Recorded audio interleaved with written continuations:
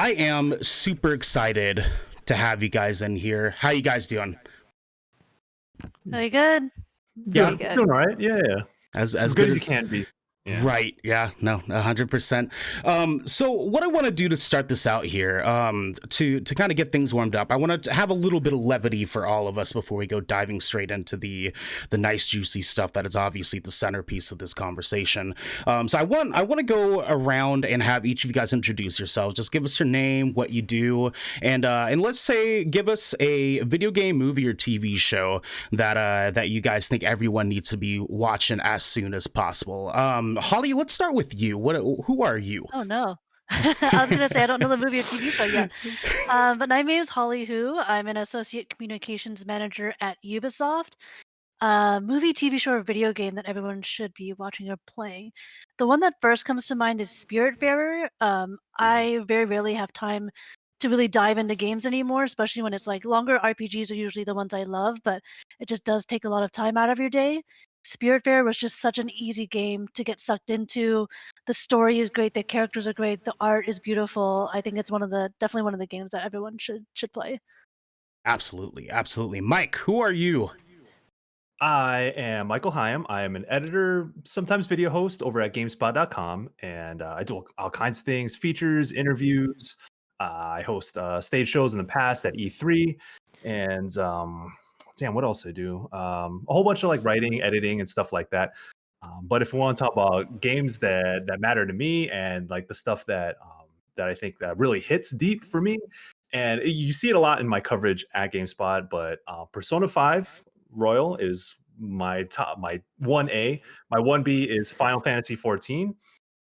And my I guess the third one I would recommend is Yakuza Like a Dragon. All JRPGs that have long stories that will make you cry. I swear to, like, hey, if a game doesn't make me cry, it's not on my radar. That's all I got to say about that. 100%. But like 100%. I'm really into like that deep storytelling, stories that are about like people overcoming like traumas and hardships and things like that. The power of friendship. Big into anime and things like that. So that's where I land, and that's what I like to express to other folks through my work and through on Twitter. If you follow me there, like, post a lot of bullshit on Twitter, but it is what it is. That is all right, man. That's all right. Rose, what's up? Hi, Who are you? My name is Rose. I am a junior designer at G4, so I make funny memes and I make a bunch of other stuff. I would probably say, wow, what game? That's really hard for someone that only plays like one game at a time.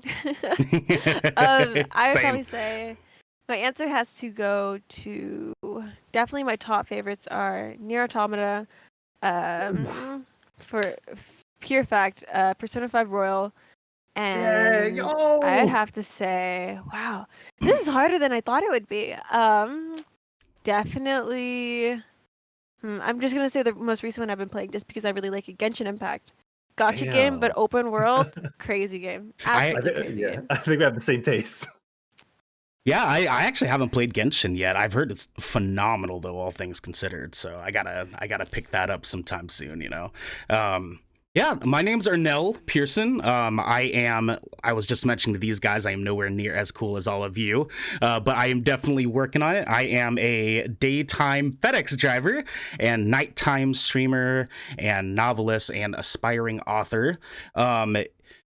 Game that I would recommend. Actually, I've been recently streaming Hellblade, Senua's Sacrifice, because I unfortunately never beat that game when it first came out and decided to go through my backlog after a long time of letting some games pile up because I'm irresponsible as a gamer. But that game is absolutely phenomenal. The story, everything that comes along with it is mental health is definitely something I'm super passionate about, and so it was nice to see a game touch on that subject. So now with that said, you guys are awesome. Again, thank you so much. I appreciate all of you. While we're on the topic of media, though, so one of the first conversations that I kind of wanted to jump into on this is kind of starting through media, because we're already sort of loosely on that subject here.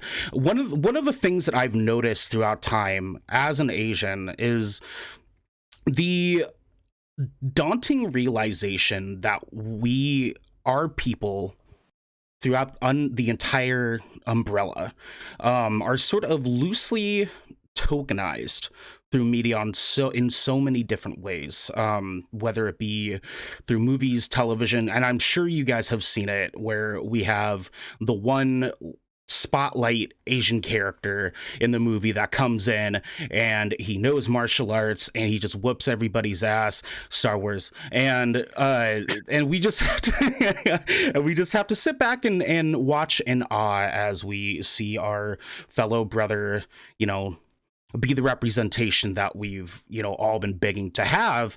And it's interesting to have this sort of double-edged sword, I feel, on the representation that we get through media. Mike, I wanted to start with you on this one. Where do you stand as far as how our representation is handled in the media, and what do you think we need to be doing to help make that better? Ooh, that's a very tough question to kind of dig into, but I think that in terms of I think we talked about this a little bit earlier, but Asian American is a very broad umbrella term.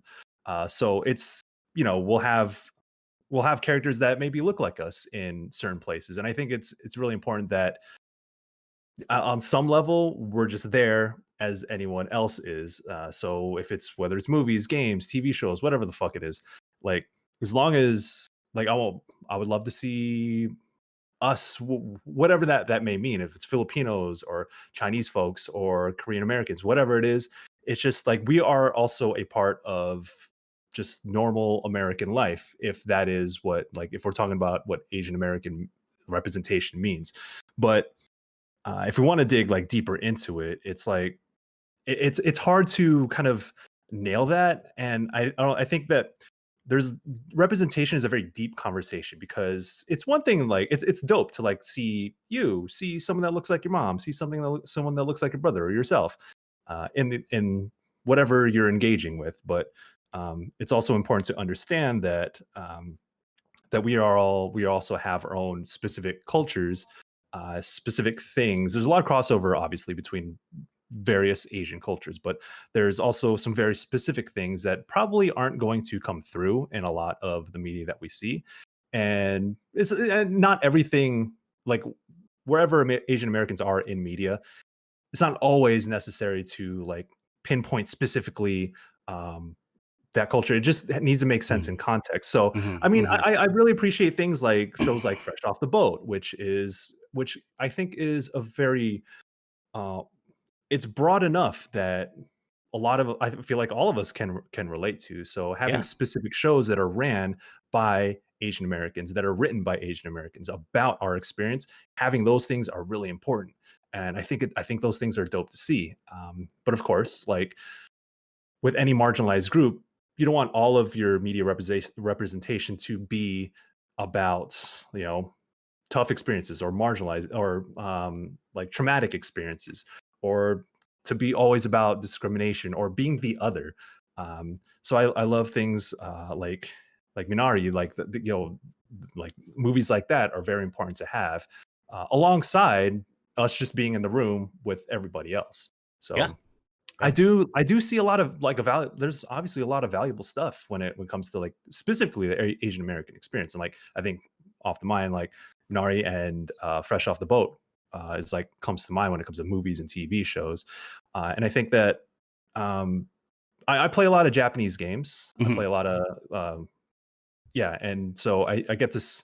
That's very different, but I think that I do get a specific satisfaction of knowing that there's a level of relatability that I have when I play those styles of games. And I think that my relation to Japanese media and storytelling also have to do with like the emotional notes that it hits, but I understand why that is, and like the cultural aspects of what feeds into those games. So I'm like, when it comes to media, I see a lot of it. I like to see more. What I like to see better incorporation of us in properties that we don't necessarily have control in. Sure, but that's a very broad conversation, and that's also being worked on as more people like us are put into decision making positions, and I think that's very important. that when media creation happens that involve us, is that we are also in positions where we can determine what the content of that piece of media is as well. And that's how you avoid stereotypes, pitfalls, and poor representation, because like you'll see, whatever marginalized group, they'll have a role, and maybe it's like a very shitty written role, and it just reflects poorly on the rest of us. And it's like, yo, but you want to get the bag, right? And you want to like do the big thing. And I understand that, but it's a very complicated thing. But I think as we start to see more of ourselves in positions of power within media and the creation of it, I think things could get better. For sure, for sure. Rose, I want to go to you on this. I want to hear you talk on this a little bit. Also, too, before I dive in on you, Rose, have you guys gotten a chance to watch Raya and the Last Dragon?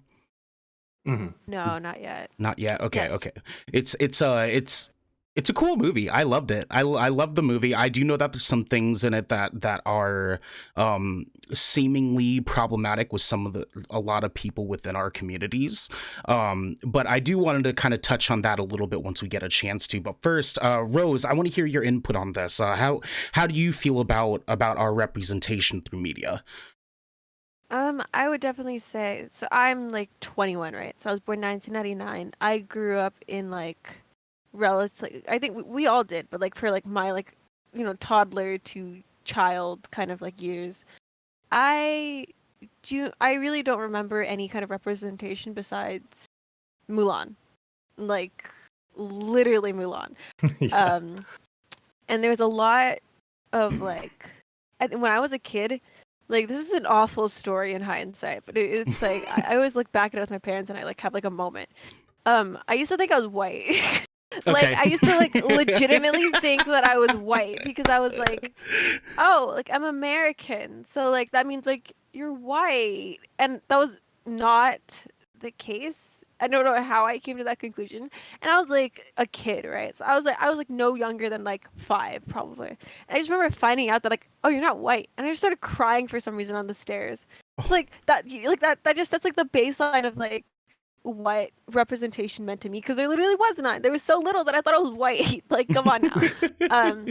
So it was very weird, I think. I grew up a lot kind of just like, you're kind of at this awkward phase of like, you don't have anything that represents you, so you'll cling on to anything close enough to it to kind of just be like, oh, like for the sake of, you wouldn't get anywhere else. Like you have to, I think when you're like Asian American, especially like living in America, you deal a lot with trying to come to acceptance with the fact that you will likely never get representation, which isn't ideal, and it definitely is a very big turning point for a lot of people of color, just because when you grow up like that, right, like there's already so much inherent like colorism, there's already so much racism.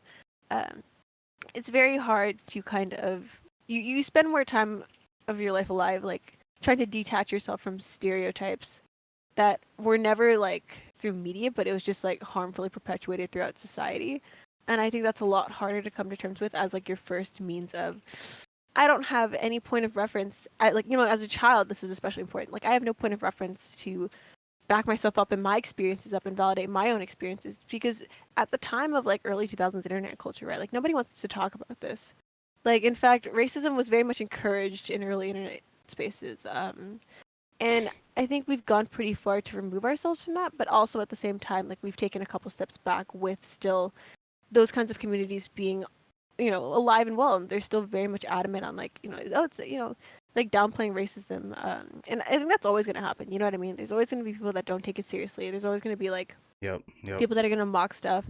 Like I've been called a diversity like hire at other places a couple times. Like you're very much, I think when you're Whoa. Asian America, like you constantly deal with no representation, and that's not just harmful for people of color, but on top of that, anybody that's like anybody that's like not in your represented group, right? Like they'll still think like, oh, okay, like so them being there is abnormal, because it's still like you're still reinforcing not only to people of color that like, oh, you have no representation, but also to like other people as a whole, like, oh, like so them being there is not normal. And then of course that's why those kinds of jokes happen. Like it's so prominent, you know what I mean? Especially like not just in gaming, but like in jobs as a whole. And I think that's something that I've kind of had an issue with, but it's also just like, what can you do? You know what I mean? Hmm. Like, you can change things for the better now. Like, you can do the best that you can, but there's nothing you can do about like early 2000s internet culture. There's nothing you can do about just like the majority of like growing up. You just didn't have anything. Like, there's no way you can like kind of amend that, except for like you can maybe push things forward to make things better for other people. But Yeah. it's unfortunately the way it is. It shouldn't have to, but it is. 100%. Yeah, no, it is daunting. I agree. I agree. Holly, where are you on this? I know that you mentioned that you saw Ray in The Last Dragon. I'm sure that you've seen plenty of other media sources be representative of our people. Where do you stand on a representation through media?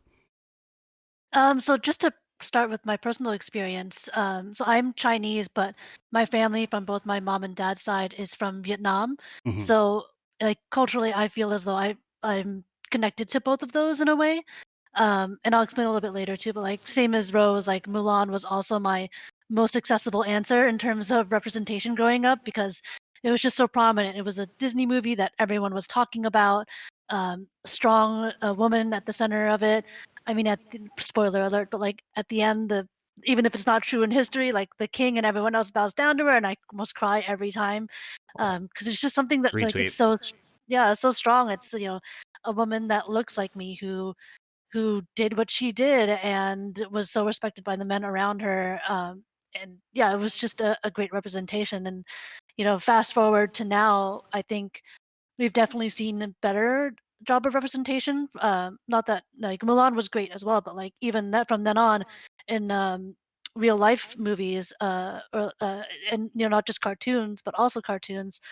Um, we've been seeing a better job of representation. So when it comes to like recently Crazy Rich Asians, I know for myself and my background, I'm Chinese and my family's from Vietnam, so they know a lot of different languages. But me myself, I only know Hokkien, which is like a very local dialect of Chinese. Like so, every time I say I'm Chinese to someone, they usually next question is, "Oh, do you know Mandarin or Cantonese?" And I'm like, neither. Oh. I don't know Oh. either one. So it is something that like, even when I watched Crazy Rich Asians, that small part of the movie to people who may not have noticed, like they speak Hokkien.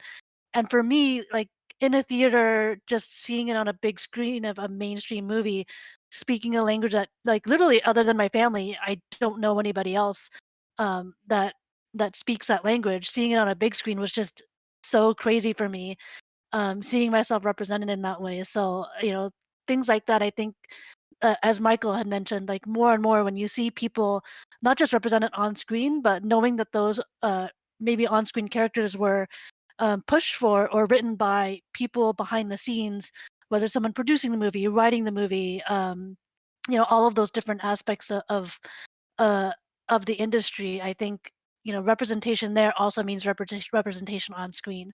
So I think it's been definitely a journey. I know that that's kind of how I describe my identity too. Because when it comes to representation in media, I was definitely more of a passive consumer versus someone who analyzed it. So let's say even like a couple years ago, if you had asked me about representation in media, it would probably take me a while to think about my answer and what I felt about it. Much less how I felt about it, because it was just something that I consumed and I just didn't have the knowledge or the vocabulary or all those things to, or maybe even life experience to describe how I felt. So I think definitely it is getting better, and I think part of what makes it better is people like all of us on this call, like talking about it, working on the careers that we are, even if it's not related to representation, we are the representation. So I think it's definitely getting Yeah, better. Yeah.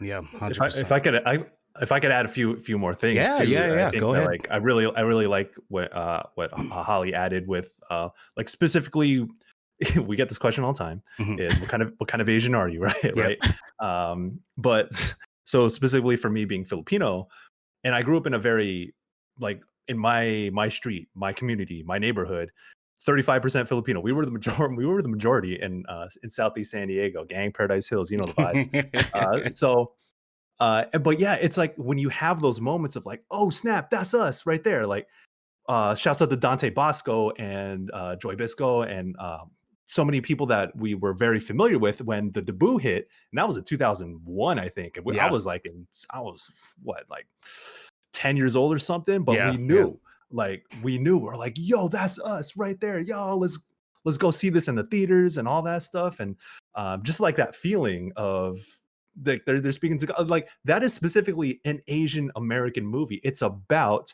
a Filipino man or boy, I don't even remember how old he was in that. Supposed to be in that movie, but it's about a Filipino person who is so assimilated in American culture that he's almost denying his Filipino roots. And that whole movie is full of Filipino traditions, food, language, all this other stuff.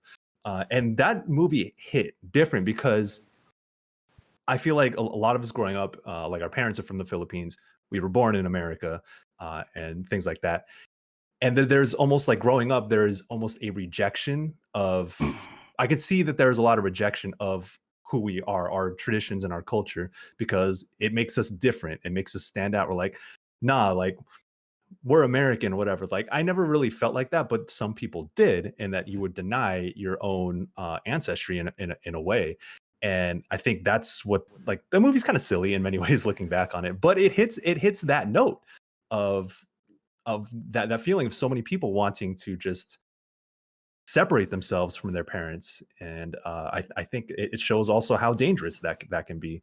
But like when we saw that movie, we're like, yo, that's us. And like when you mentioned Crazy Rich Asians, and like I know that that's a very specific part of Asian culture, but like I saw my boy Nico Santos up in there. I'm like, oh snap, that's my guy.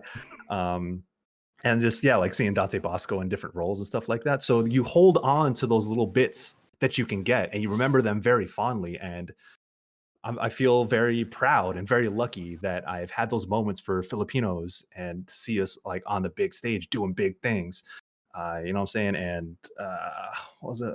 There's another thing I was going to bring up. Damn, I forgot. But yeah, it's we hold on, we make those things. Oh, and I think Rose brought up Mulan. Like for us, it's like Mulan was our Disney movie growing up. Yo, but obviously, for like, sure.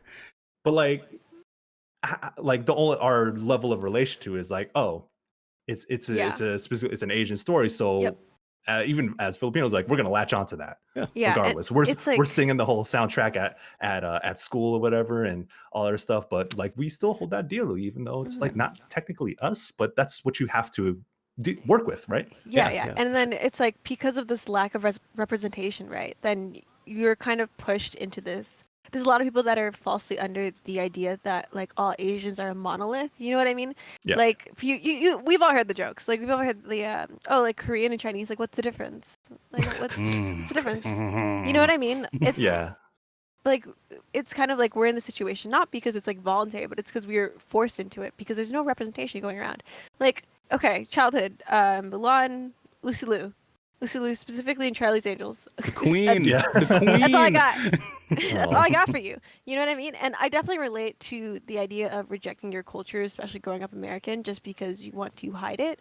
Like for example, I absolutely refused to go to Chinese classes. I refused to learn Chinese. I remember I knew how to read and write when I was a kid, right? But as I got older, right, the more that I grew up, the more that I was kind of made to feel ashamed of knowing Chinese or like, you know, being Chinese. Just like it just wasn't the standard. Like you didn't see Chinese people on TV. You didn't see Chinese people as like the beauty standard. You know, it's all very much based. I think like as a like for someone like me at that age, like it was very much.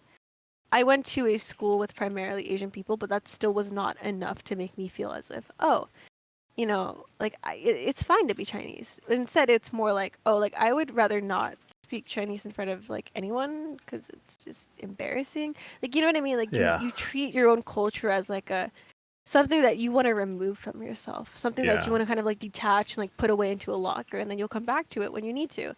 But then, you know, dealing with that now, right? I know Cantonese, but not enough to get me by. Sure. I can speak it, I can't write it, I can't read it. So, you know, like we're all the way back at square one. Like the only reason I ever forgot how to read and write was solely because of growing up here and just kind of learning to be ashamed of like being Chinese. Like that's literally it. And it's hard to come to terms with that when you're an adult, right? because when you're younger, when you're in that position, you're actively rejecting your parents as well, especially if your parents are immigrants. So, you know, like I grew up and I kind of understood later on, very later on, probably not until like 19, 18, it was harmful to do so because you're just so used, you know, if you're so caught up in your own stuff, you're so caught up in your own life. And trying to like other people, like your first like 20 something years as a human being is like trying to please other people, trying very hard to be liked, trying very hard to be accepted by everyone. And if that meant throwing away your culture to do that, then so be it. You know, for a kid, they don't understand the gravity of that. And then when you get older, then you realize you're like, oh, I fucked up. You know? Yeah. I think part of it too is just not wanting to make waves, because I think that's part of culturally the way we were brought up too is if something's making waves, you better shut that down right real quick because you need to go to school, you need to we need to go to work, you need to survive, like you need to do what you need to do. And part of that was sometimes hiding a part of yourself away. Yeah, absolutely. Yeah, to echo you guys, specifically Rose on that last topic that she talked about. I grew up in a poverty family in which my mother was a Filipino immigrant that had ran away from home when she was 14, and she moved to Hawaii to start a new life because she had known that she wanted children and was trying to get on through her way through that direction. And in landing in Portland, where we live now, a lot of my friends growing up were a pretty diverse group of types of people, but very few were Filipino, let alone Asian. I had one friend growing up named Jerry, that was Vietnamese, and that was basically it. Was him and his brothers, and those are the only fellow Asians that I had known. And because of such, I can comprehend, I can understand Tagalog, the native Filipino language, but I cannot like speak it. I can't write it. I like don't know. I can't have a knowledgeable conversation in Tagalog. And so I missed out on a lot of that because my mom, unfortunately, felt that it wasn't completely necessary for me to have to learn, because she felt in moving here and realizing that America wasn't all it was cut out to be as far as the people that resided here, that speaking Tagalog was going to mean that you could potentially suffer the ramifications of racism. And growing up, getting older, and realizing that that was something that I wanted to dive further into and advocate for, and move towards becoming more knowledgeable on defending our people and standing up for our people and our rights, and getting the recognition that we want. I now, at 30 years old, am more proud to be Filipino than I've ever been in my entire life. And it took a lot of working through in myself to really sort of comprehend that, you know, my mom was just trying to protect me and my siblings as kids. And now that I'm much older, that we're all much older, it's easier to feel like I want to change the way that our communities are perceived. And in a weird way, this is going to segue into my next question here for you guys. The name of the show, I named this show specifically The Subtle Sound of AAPI Hate. And the reason that I named it that is because I wanted to kind of dive into this topic a little bit more directionally for you guys, is that in my experiences that I've always noticed when it comes to racism towards Asians specifically, is that our suffering as Asians is more nuanced than it is for a lot of other people of color. Not in the sense that we suffer worse or less worse or anything like that, because that's not by any means a prerogative. But the racism that I've experienced in my life has been so ingrained into normal modern day society, where you see the white kid make fun of the Asian woman working at Panda Express. We see people do the dumb Asian guy voice when they're walking around the mall. You know, like little things like that are so normal in today's society that the subtleness, I feel, speaks so loudly amongst that. And so the next thing I wanted to kind of get into with you guys, and and Holly, I want to start with you here. um what we obviously have a lot of people in our lives that want to protect us and want to make sure that we're safe and loved and appreciated in our communities, and ultimately getting the representation through that we're wanting, so that we can fight this terrible level of racism that we've all had to experience in one way or another. um what do you feel is the best way for our allies to go about things in a way that's going to be beneficial for our communities? I think there's a few things. I think Michael touched on one earlier, which was making sure to educate themselves about the differences between different Asians. So, it's not just Chinese, it's not just Vietnamese. There are Filipinos, there's Indians, there's East Asian, South Asian. There's a lot of different groups within the term Asian, um, that I think is just worthwhile to educate themselves about, to know the differences, because there's definitely differences. But there's definitely things that even there's ways to bring us together. I think that uh, one of the things that allies could do for themselves is finding ways to uplift our voices. So whether that's on social, retweeting someone, or even let's say you're at work and you've noticed that around you when looking around at C level or executive levels, is there folks that are representative of different groups? Is that something that maybe you can help pay attention to or use whatever power you have at your level to affect change at that level? Um, because I think that even goes back to some of the things you had mentioned before of um, there's representation on screen, but there's also representation behind the scenes. So things like inclusive practices for hiring and mentoring, like I think those are things that are also really helpful. But mainly just looking around at your personal sphere and just seeing what it is that you might have control over. Is it on social media, whatever small audience you have, but just the internet will know that you yourself, stand with Asian Americans and against AAPI hate. Something as small as that, seemingly small as that, is huge. Because what do you want to live on the internet forever? I think those are one of the things we might want to stand for. Um, so little things like that, looking at your personal sphere. Um, yeah, just finding ways to check yourself. I think every day, one of the things I think about is constantly being anti-racist and inclusive. It's just a everyday thing. It's not just I did it once. I'm done for the year. Like we'll see you again next year. It's definitely something that even in daily interactions, even if let's say you had a day off of work, it's not just a work thing. It's looking around and saying, how am I interacting with my family and friends when these type of issues are brought up? When we're talking about a movie, are we talking about the representation? Maybe that's something that we should be talking about. So just examining your own personal behavior. For sure, for sure. Rose, I want to hear from you on this a little bit too. Do, being your age, I think you might be the youngest person here, gives a really cool perspective, because you're gonna have a little bit more of a different friend group, and I wanna hear what you have to say as far as like trying to teach your friends and the people that care about you how to be better allies. I would definitely say it's hard because, when conversations like this come up, it's difficult to kind of be like, hey, like, I know you mean well, but there's always cases of that.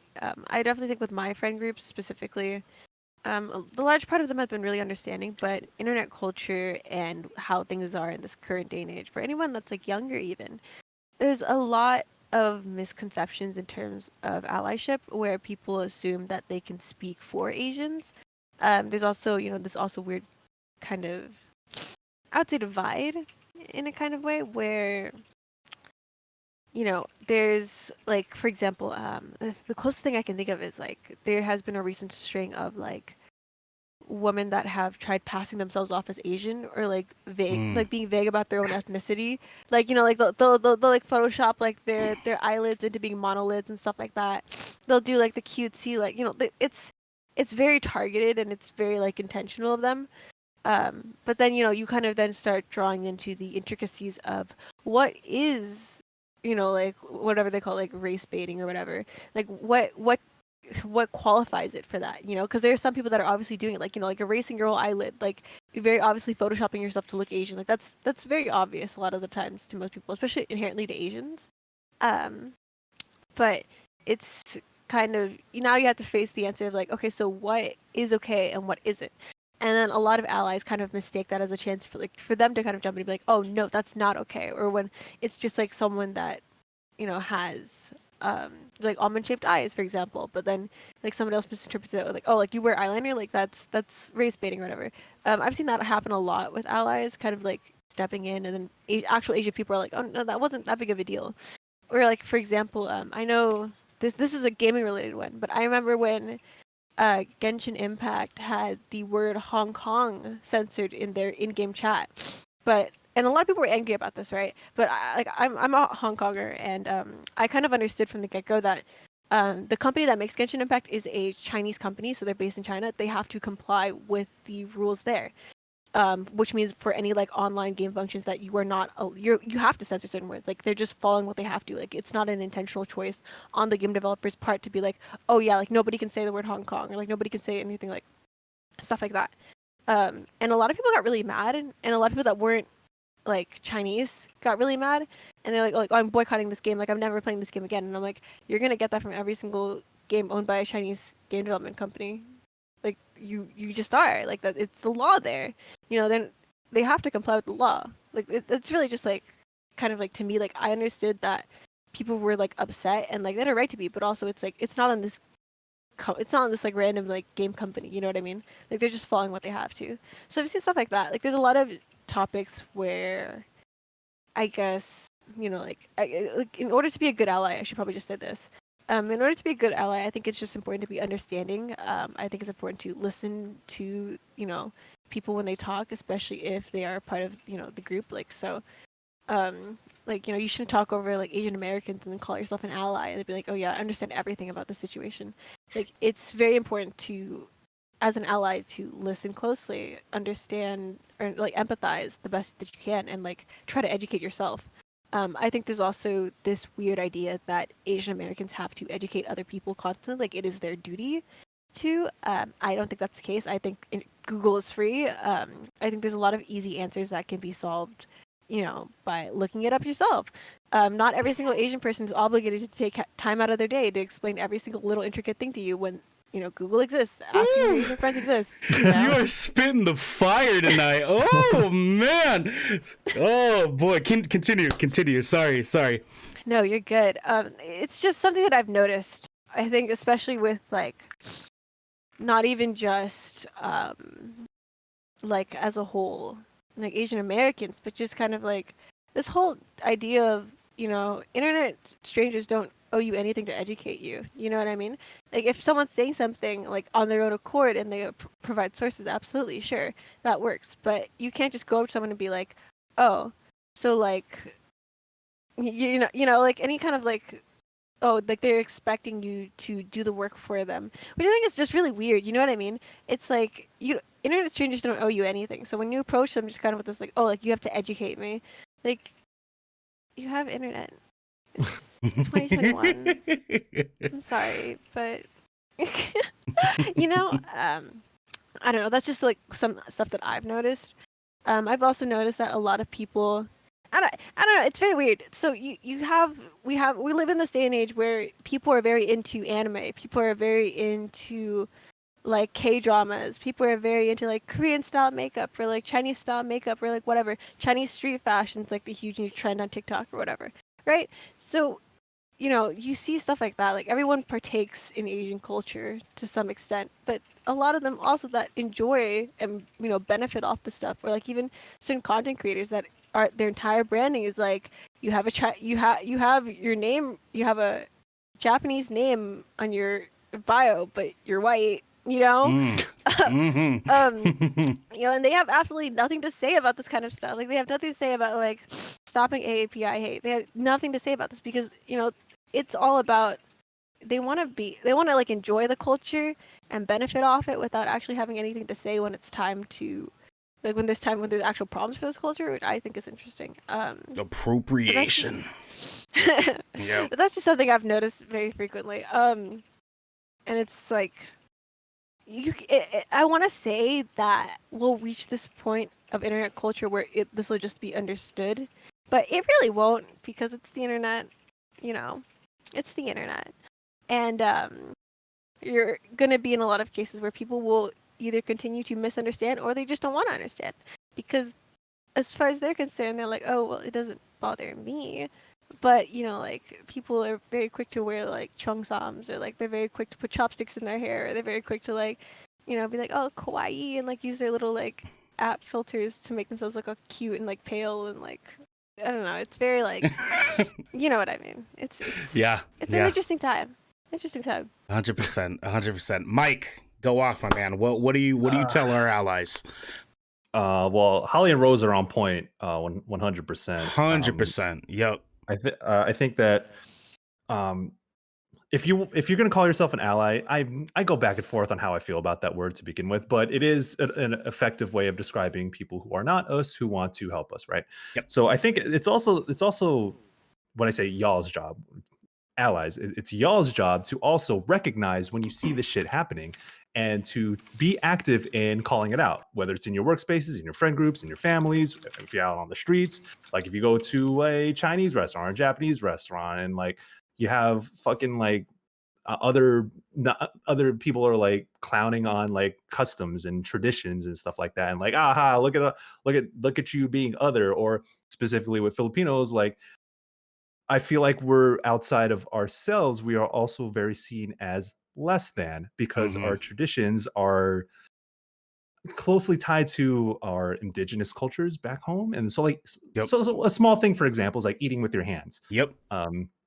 Like, sometimes I eat with my hands because that's the most efficient way to eat, like, rice and a meat dish and whatever the fuck. Every single one of my white homies, every single one, they see me eating the lumpia with the rice and they're like, "What are you doing?" And I'm like, "Mind your fucking business."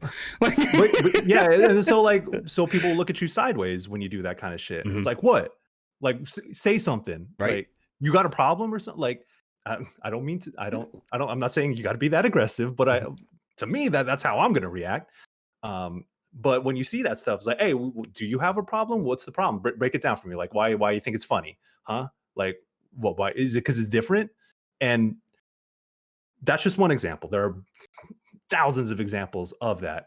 And whatever tradition we engage with out here in America, if someone's looking at us sideways or think it's funny or want to make fun of it, gotta be able to identify that shit and be like, hey, that's not cool. And I'm like, especially if it's your family and you like, if y'all have white families, like, you gotta stomp that shit out when you see it, because effectively, like I said earlier, that sort of sentiment builds up and normalizes the mentality that we are less than, that we can be. It's okay to treat us as different, and not just different, but, you know, if someone comes through and, like, trashes our plate, or, like, comes into a restaurant, throws a fit or whatever, and it's just like, it's fine, that's none of my business or whatever the fuck.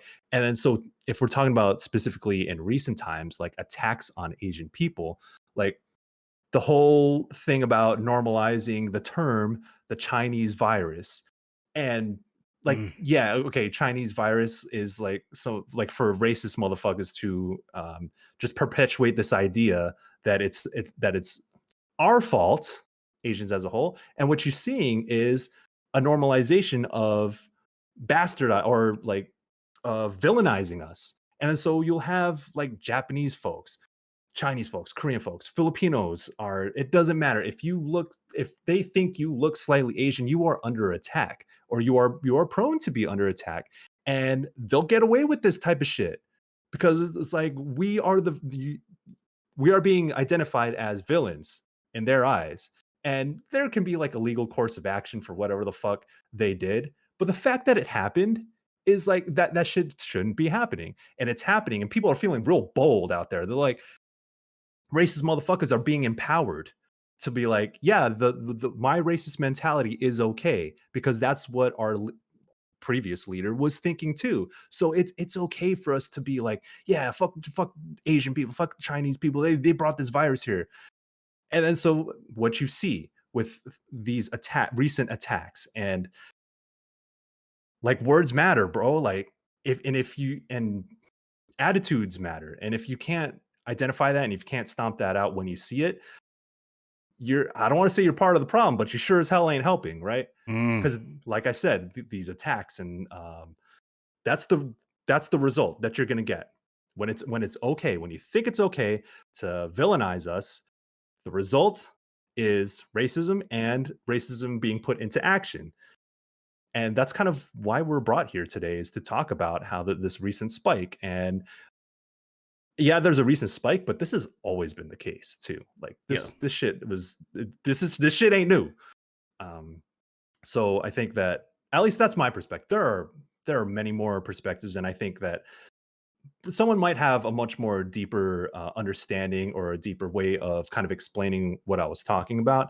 But to me, it's just that the normalization of racism against us is going to result in things that we're seeing recently. And like, yo, if they think they can see one of my aunties or uncles on the street and they look vulnerable, and like there's always this perception of like Asian people aren't like, we're like I said, lesser than or weaker, we're not going to retaliate. So then when they attack, they feel safe in doing so. Like that shit bothers the fuck out of me. And obviously, as it should, with all of us, but that comes from somewhere, and it comes from the normalization of racism against people who look like us. Yeah, and also the frustration that there's only so much that we can do, which exactly begs the question of what can our allies do to make this better. I want to echo sort of a little bit of what each one of you said, because this conversation's lit, y'all. I'm stoked.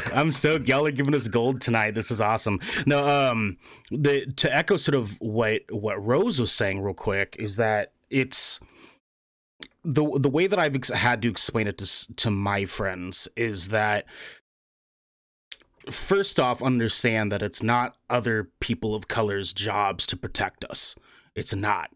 And that needs to be 100% laid down on the table right now. It is a white person problem. It is a white supremacy problem. And the reason I say that, and I want everyone in the chat, everybody all over the world to fucking hear this, okay? Because white supremacy is only going to be solved by other white people, in my perspective. Because white supremacists aren't going to listen to us. They're not going to listen to what we have to say. They're not going to listen to Black Lives Matter. They're not going to listen to Latino people about their problems. They're not going to hear us. They're not going to listen to anything we have to say. And I have to tell my white friends all the time, I don't trust you until I know that when I'm not around, you're going to protect me. If someone says something out of line, out of pocket, wild, and you're not there to tell them, yo, what the fuck are you doing? I don't trust you. I'm sorry, I can't, because I can't trust that when it comes down to the nitty gritty that you're actually going to be the kind of person that cares about this stuff enough to not be performative about it. And so what I've told my friends about, being the best ally possible is understanding that a lot of it is taking action when the action really matters. Not when I'm there to fight my own battle. Not when I'm at the grocery store and someone says, "Oh, you look Mexican," and I'm like, "I'm Filipino." Which has happened. It's a thing in my life. Oh my god, the amount of people who thought I was Latin. I'm like, no, what? I mean, we kind of are, but like that's a whole nother way. I know. Well, and even for Holly and Rose, like, I'm sure you guys have been perpetually confused for any type of Asian that's underneath the umbrella, and that goes for me and Mike as well. And you know, like, people, the issue goes right back to what I was saying earlier, where like the racism towards Asians is so normalized in our just modern day culture that it's not even thought about. The fact that we even have to discuss what our allies can do to be better for any person of color is absurd. And I wish it wasn't so. I really, really do. But that's why I go to say, you know, it's my white friends. You guys, if you want to protect me, you have to do it when I'm not around. You have to do it when we're not looking. And you have to be more than willing to stomp that shit out when it comes time to go for it, because your racist family member who says some out of pocket shit about me, about my family, if you're not there to tell them like, yo, like, you can't fucking say shit like that, then I don't want to take part in being friends with you.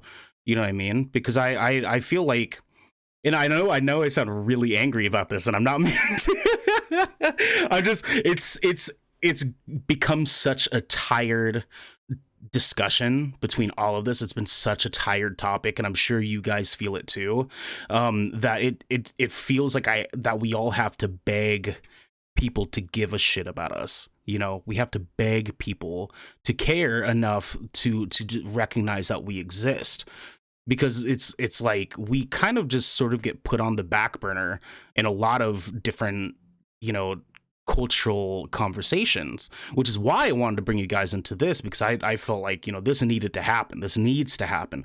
More of us need to be talking about this stuff. And so, man, you guys I was are gonna say, yeah. I can give an example of kind of one of the things you were talking about that what you said Yes. reminded me of, Yes. which Yes. was like a very general example, but like, one of my friends had asked me, just, it was like some situation that he presented to me, and he asked me, you know, I want to know what you think. Is there a problem here with this situation that I've laid out? Um, and I kind of threw the back. I read the situation, right, and I kind of threw the question back, and I was like, well, do you think there's a problem? I want to know what you think first. And so he did. He said, uh, actually, that's not what happened. I wanted to throw the question back at him, but I basically outlined the problems, with the situation, and I told it to him, and then he came back to me and said, "You know what? I'm so glad you said that, because I also saw those problems. So, you know, I'm glad that we're in agreement." And so I kind of got angry, and I went back and I said, "Well, if you knew that there were problems there, why did you ask me if there was a problem with the situation? Why didn't you come to me with the situation and say, 'I think that there are these problems. Do you agree, or can we talk about it?'" Because the way I explained it to him, because he didn't really understand, and I was like, the problem with the way that you approach the situation was, you came to me and asked me to solve your problem. You didn't say, "I see a problem myself, and I want you to validate that." And then so when you come to me with like that, then it makes me feel like you didn't see the problem yourself. That means you were part of that problem. You didn't see what that issue was, and now I don't trust you. Like you were saying, like, I don't trust you with protecting me in future situations, or understanding where I'm coming from, or any of that. Like I have no faith then if you're not able to come to me and say, "I've seen it," because then you're just relying on the underrepresented group, which is me, to figure out the problems for you, and that's not okay. Yeah. No, 100%. That yeah. It's exactly what we're talking about. That frustration side of that, for sure. Real quick, I want to touch on a quick thing here that someone in the chat brought up. Was this is going to be a little racy, so bear with me here. Why do you think elders have been singled out more frequently? And that is an interesting question that I want to bring up, mainly because it's something that's been on my mind, considering events that have taken place in even just the past few weeks, and I'm sure you guys know exactly what I'm talking about. Mhm. It's interesting to think that a lot, and I don't know if you guys have experienced this the same way, but a lot of the experiences I've had with Asian hate and Asian racism has actually been more so directed towards my mother rather than me. and my siblings. And it's an interesting observation because I think a lot of it has to do more so with those kind of people feeling like we're actually going to defend ourselves, but our elders won't or aren't able to for whatever reason, X reason, Y reason, so on and so forth. I want to see if you guys have anything to say on that, on that matter. Mike, let's start with you on this real quick. Yeah. I was obviously elders are a lot more vulnerable. They're easy to target, which is a fucked up thing to say, but that's what it is. It's like they can get away with that sort of thing if they want to attack someone, get out of the way. It's that they can do that. But I think another thing too of maybe this is just I don't know how y'all feel about this, but at least for me is that the elders in my life, they're very independent. They like to go out on their own. They would go for a walk by themselves. If they want to go to the grocery store, they'll go by themselves. They always have this mentality of like, no, I can do it myself. Don't worry. My mom's had that mentality since day one. And I was like, yo, I respect that. My grandma at the time was like 70 years old and she was like going on power walks and shit. And like, I was like, yo, the elders in my life are like superheroes, bro. Like they have this mentality that they can take care of themselves. They don't need nobody else. They're strong enough to do it.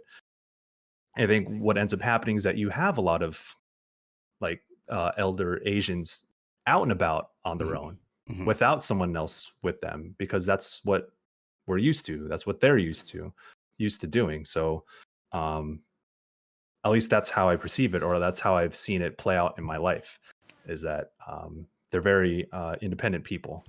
And I'm cognizant of that now. And I just think that's part of why you see a lot of these attacks. And I also feel like my elders aren't retaliatory, in that it's basically if something bad happens, you accept it for what it is and move on and try and just bear it and grit whatever bad situation, because that's how they've survived in the motherland. That's how they survived moving to America as immigrants. Then that's kind of the mentality that they've had. And racists who want to attack them will take advantage of that. So I think that's part of why you're seeing a lot of attacks on elder Asians in light of this situation. And I think that if we come across this, we should, I mean, obviously we're not out and about as much because of Rona and all that stuff, but I think we should be more conscious of that. Like my mom's like, she'd be like, yo, no, don't trip. Like I can go to the grocery store on my own. Like, no, mom, you're not going to the grocery store on your own. And like, I don't live with my grandma anymore, but if I can imagine my grandma going on walks today, like, no, don't do that. Like, let me go with you, or have someone go with you, have grandpa go with you, or whoever. I think we just need to be more, just cognizant of the places that they put themselves in, which I would love for them to be able to go out and about on their own, but that's not the world that we live in. So that's just kind of my perspective on that. Unfortunately. Yeah. Holly, Rose, either of you have anything to add on to that, or?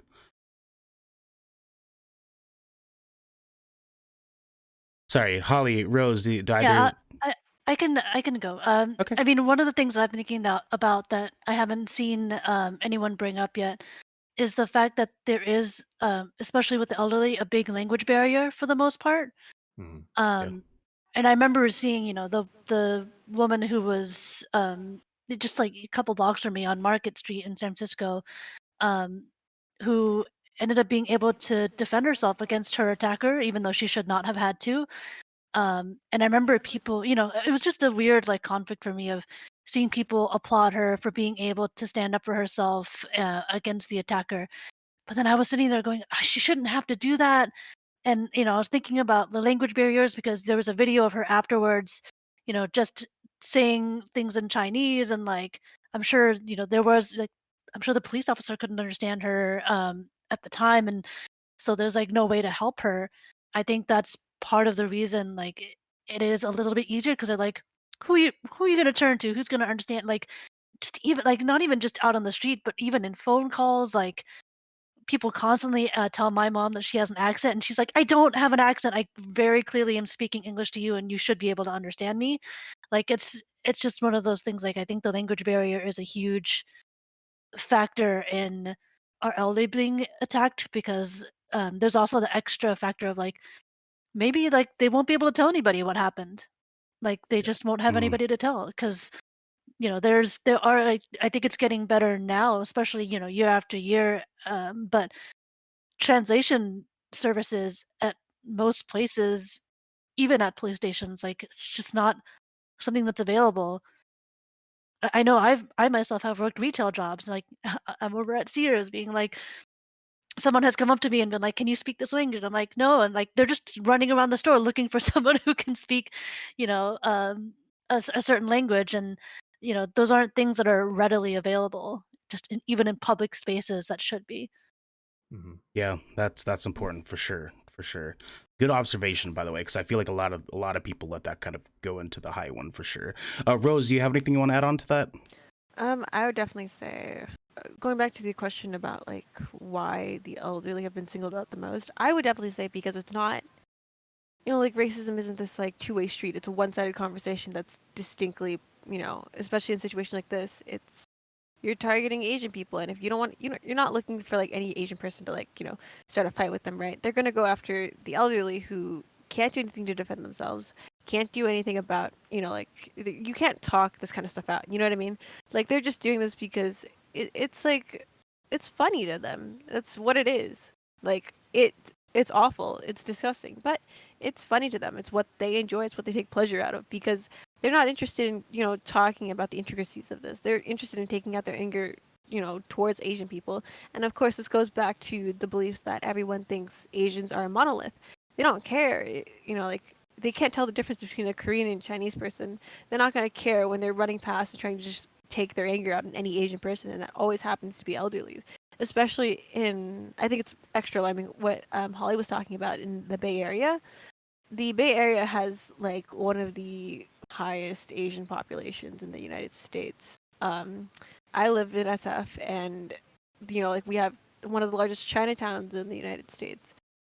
We also like there's just the elderly. There's no short of Asian elderly here. You know what I mean? Like you could not step a foot in San Francisco without seeing an elderly Asian woman carrying like her cart, or like she's running errands, or like she's doing something. Like there's you're just not, you're never in a situation where you won't see the elderly, particularly the Asian elderly. And it brings up this new thing of, ever since this whole entire kind of situation started, it's definitely happened beforehand, right? Like this isn't just, it didn't just start because of COVID, but there's more attention to it now because of COVID. Because in the past, like this has always happened, but it goes both ways in the regard of like the increase of it. I think it happened before for sure, but with COVID, people got angrier, and when you see, all these kinds of stuff happen, like last year, there was this old man who got his cans stolen because a lot of the elderly kind of like just dig through people's trash and find cans to sell for like barely any money. Um, there's this video of these guys like making fun of this poor old man, and they're like taking his cans, they're like taking his stuff, they're like actively mocking him like while he's crying, like an old man, like literally just crying, standing in the middle of the street. And it like that already happened before, right? Like this isn't new, but other people see this and they're like, oh, this is like the new thing now. It's, regardless of like people covering it because like, oh, what an awful thing, it's of course going to inspire more hate. It's of course going to push more people to want to go out of their way to hurt elderly Asian people because they see other people do it. They say like, oh, I didn't think of that. It's not rational. They're targeting the elderly just because they're easy. They perceive the elderly as easy to beat up. They perceive the elderly as easy to bully, and they're not interested in the possibility of someone fighting back. They just want to be angry, and it's unfortunate. Like it shouldn't have to be that way. Like the elderly, especially like in such a dense place like SF, where like out of like, even in SF, you know what I mean? Like, you kind of have to sit back and kind of be like, wow, like with the amount of people living in SF, you wouldn't think that this would be a thing, but it is. And it's our new reality that no matter what, you have to adjust to it, or else, you might end up getting hurt too. Like, I tell my parents all the time, um, my dad, I think he'll be fine on his own personally, because this has happened to him before. Like, he's been robbed on many occasions. He's been like whatever on many occasions, and he's always like been able to defend himself. Like, even when we owned a video store, there's been plenty of occasions where people tried to rob us. But like, my dad, he's trained. He knows what he's doing.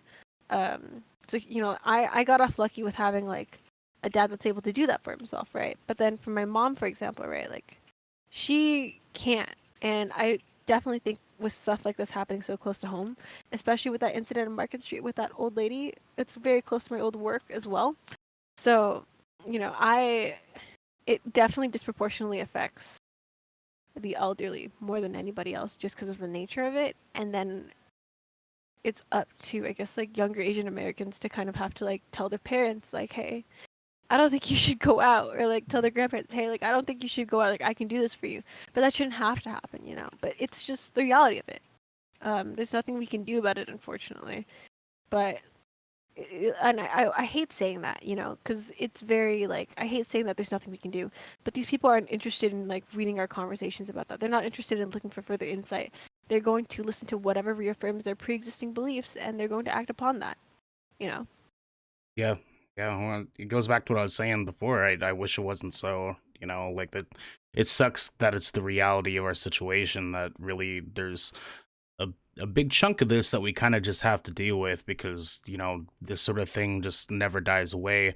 Obviously there's some things that we can do to make it better within our own circles and within the circles of the people that we care about, but it's daunting. It's a heavy weight to carry on our shoulders for sure. And I think that doing what we do in the gaming industry, as far as talking about video games, playing video games, making video games, what have you, it's important for I feel, for everyone to understand that we've made ourselves who we are as a testament to take part in fighting against the people that thought we weren't going to get there in a segment of our lives. And so like you guys said earlier, it's the little things really that I think that make the biggest difference on fighting Asian hatred in this world, so that I agree. I wish it wasn't so. I really do. It sucks. It sucks so damn bad. With that said though, I do kind of want to dive in a little bit on to trying to make what we do better in the game industry and the streaming like world, as far as gaming in general, as far as media is concerned. I want to start with you, Holly, on this. What are some things that you want to see more of in the gaming space, in the movie space, and in any sort of entertainment media, whether it be through streaming or whatnot, that you think would benefit our communities in a better way? I think we both Michael and I had mentioned this before, but inclusive practices for that hiring and mentoring, and just making sure that there are people behind the scenes that are influencing the representation that's on screen or very public or visible. I think that's super important. And I think just I've experienced this personally over the last, especially over the last couple of weeks, but hearing from those people as well, so making them not just part of your teams, but visible in terms of publicity. So like, for myself, I think it's been really important for hearing from diverse executives, or there, when I look at people who uh, are, let's say, famous or just very well known at a certain level, am I seeing people that look like me, that I feel represent me at those levels? And hearing from them really helps, because it's like, everybody wants to know, it's like, how did you get there? There's often ways where, or oftentimes where, I think about my path forward in terms of career or just in terms of life. Um, and sometimes it's just a murky sort of view because you don't know how to get there because you don't have people to look forward to and to say, okay, they made it there. I want to be able to get there too. Like it's possible. I can also get there. Um, so I think having those folks in your teams, but then separately also lifting them up and amplifying their voices for that visibility and for that representation. Because I think the problem that or the problem, but the roadblock that most people throw up is, I don't want to hire someone just to be a diversity hire. But I feel as though that's sort of a false narrative of that's just your excuse in a Mm. way. Um, because it's been proven time and time again that having um, folks from diverse backgrounds and diverse voices create good content, whatever industry that is. Like it results in something good. Um, so I'll just leave it there. Yeah, for sure. Rose, I want to hear from you on this really fast because you're in an interesting position of being a streamer. Do you have any thoughts as far as trying to get what you think would be better ways of the streaming platforms taking care of our communities? That's definitely a hard one. I definitely think it's a case by case basis whenever stuff like this kind of stuff happens. I a lot of the times with content creation, right? You're dealing with not just Twitch as a whole, but you're also dealing with other social platforms. TikTok, for example, is very, very. I would probably say like the most. I don't want to say like least protected, but there's a lot more people on that app, which means that when verbal abuse happens, it kind of dogpiles in its own special way. That's not akin to Twitter as much because I definitely believe microblogging platforms have kind of slowed down by the use, especially by like young people nowadays. I know like a ton of teenagers that have like TikTok, but they don't have Twitter, for example. You know what I mean? A lot of people that are on Twitch, same thing, but you just get a more mixed bag of it. And there's a lot more ammunition when it comes to attacking streamers. Like I have seen plenty of women in the community be stalked, and a lot of it comes from wrongfully made copyright strikes, right? Are on top of that, like um, fake donations, because I know you can do fake donations through Streamlabs where you immediately rescind the money. I've had a couple friends go into the negatives because somebody was stalking her so much that they consistently sent money, like hundreds of dollars, and she was like, "Oh, like like, thank you," but then they took it all back right after because you can go under like any name when you donate money, right? I feel like streaming as a whole doesn't do much to protect creators, especially when it comes to racial harassment. It can barely handle against like harassment in itself. You know what I mean?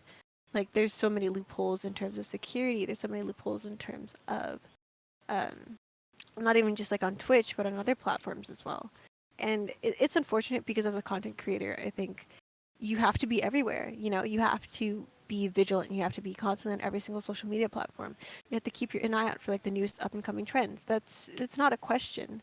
It's not just like an optional kind of thing that you can just like dive into once in a while. It's like you just have to put up with it. And I hate saying that. Nobody should have to just put up with it, but it's like the nature almost of what streaming is. It's almost the nature of just being a content creator as a whole. And it's hard, I would definitely say. I hate talking about stuff like without a immediate Oh, okay. like what is it? I hate I hate talking about stuff and bring up problems without having an answer in hand. But like there's no answer, and that's the frustrating part. Like it's just this constant battle, especially with against like there's this weird idea of like Asian woman on Twitch being like this. I don't want to say sellouty kind of thing, but you're like people are very interested in the narrative that like oh like all Asian women have to do is just be cute and like you guys should love the attention that you get as a streamer. You guys The should model love minority myth. yeah, like you guys should love the attention you get. Like even though these people send you like unsolicited like dick pics or like they harass you or they dox you, you should be happy that people like you so much to give you that attention. That's the whole entire thing that, I would definitely say has happened. Not to me personally yet, because I definitely have spent more time on like my work at G4 and like my work at T1 in the past. Like I was never able to fully slap, like this whole like the consistent streamer thing down, but I've seen it happen to other people so often, especially like my like Asian American friends, and it's hard.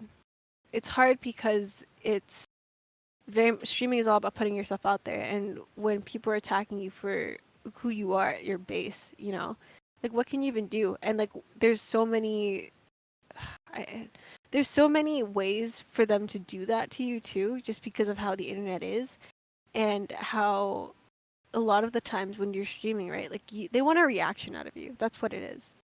And it's hard not to give that to them when you're live, like when you're live on stream, when you're like doing whatever you need to do, or like when you're playing a game or whatever. The kind of targeting is it's very frequent, and you kind of, I hate saying this to you, but you have to like learn how to like filter it out, not just mentally. You're like, it's like you have to like, it's always when you're streaming, you have to be on the defensive, which is like, there's no tools to protect you really. You're kind of on your own, which is unfortunate, and I think things should change. But there's so many things that I could bring up, and I could go for hours about this, and it wouldn't be enough, For sure, for sure. I actually want to come back to that in a second, but Mike, real quick, gaming industry, streaming industry, all the media platforms. What do you think we need to benefit us a little bit more? I can mostly speak to games media in general, like journalism, video production, all Sure. sort of stuff. I honestly like. I think like if there is a big platform such as the one I work at that is backed by a media corporation, like y'all got resources, fucking use them to protect your staff when we put ourselves out there. Like I feel like many outlets are either understaffed or overworked or both. And what's the thing that they can let slide is like they can let comments slide, they can let their live chats slide, just let it go because we don't have the means to enforce any rules or moderation. Like I think that a lot of these platforms do what they can, but what they can do is fucking either not enough or nothing at all in the grand scheme of things. Um, and then so what ends up happening is that you put yourself out there to do what you want to do. You do your job. It's fun and all, but you're also a target, and you're a free target for everyone else to talk their shit or whatever. And like that can lead to a lot of harassment. I personally have not been. I don't think I've been a real target in that sense, but there are a lot of people who have been, and I see it. We see it all the time. And if you're at a media outlet, your corporation should be able to protect you. They should have systems in place to protect you. And there are departments, there are moderation tools, but like when it happens, it ends up happening. And then what you start when you let that shit slide, you start to normalize that on your platform, and that draws those kinds of people who share those sentiments, who can get away with saying those things, and you end up having a crowd that's okay with that shit. And I don't want to fucking work for a platform that a core audience is gonna that shares those sentiments, right? Mm. I'm not speaking specifically about any one platform, but that's how it'll work out. If you don't stomp it out, it's going to be a breeding ground for that type of shit.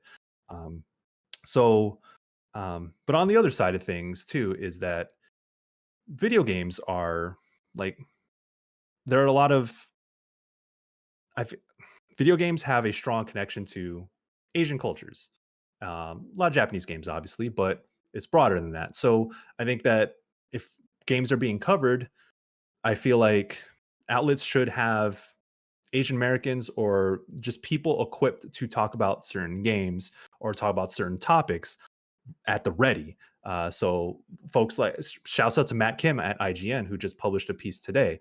I'm very glad that IGN has someone like him who can speak on this in a very broad sense when he's talking about Asian Americans and the development scene and the video game industry as a whole. And little things like me being available to review a game like Indivisible, which is like an amalgamation of a lot of Southeast and South Asian cultures. And so I think media companies need to be cognizant of the fact that if they're going to talk about these games, you should have the right people on hand to talk about them. Like I like shouts out to my white friends who play a lot of Japanese games, but like um there are certain games that have very strong cultural aspects to them, and I don't think it's as valuable to have someone who's just not doesn't have a connection, doesn't have an affinity, doesn't have a sort of um, internal obligation to really dig into how to cover these games, right? Because you're not going to get the same perspective. You're not going to get that valuable perspective. And I just wish that more media outlets are equipped with their staff to do those sorts of things. So, and again, like Holly had mentioned and I mentioned earlier, is that um, giving us like having us in positions of power. And I think that I feel very fortunate at GameSpot that there are a lot of Asian and specifically Filipino folks who are in like powerful positions here. So, and I was like, yo, I love to see it, and I would like to see that more at other places too. So, because when it comes time to like either staff up or find the right people to talk about the right things, we are actively in those conversations that we can have folks on staff. We recognize this needs to be talked about a certain with certain sensitivity, with a certain nuance, and maybe and if it has to do with race or representation, white folks ain't equipped for that. Period. So I think that when you have Black folks, Latino folks, Asian folks at the ready, and like in positions of power, like we're able to recognize that stuff. We're ready to call on the right people to cover those things, or just do it ourselves. I think that's really important. If games media wants to be new, wants to be different, and wants to usher in a more nuanced culture of covering games, that's part of the process.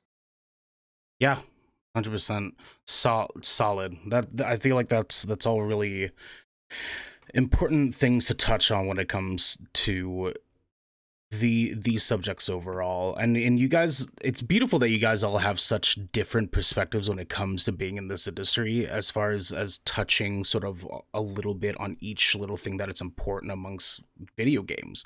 And it's crazy to think about that, like even going back to what we were talking about Asian being just very much an umbrella term. Not only do you guys have such different but similar careers, but being all of us having different levels of diversity amongst that, underneath that umbrella, brings up a really good point that, you know, we have so many of the little things in any of our workplaces is so important.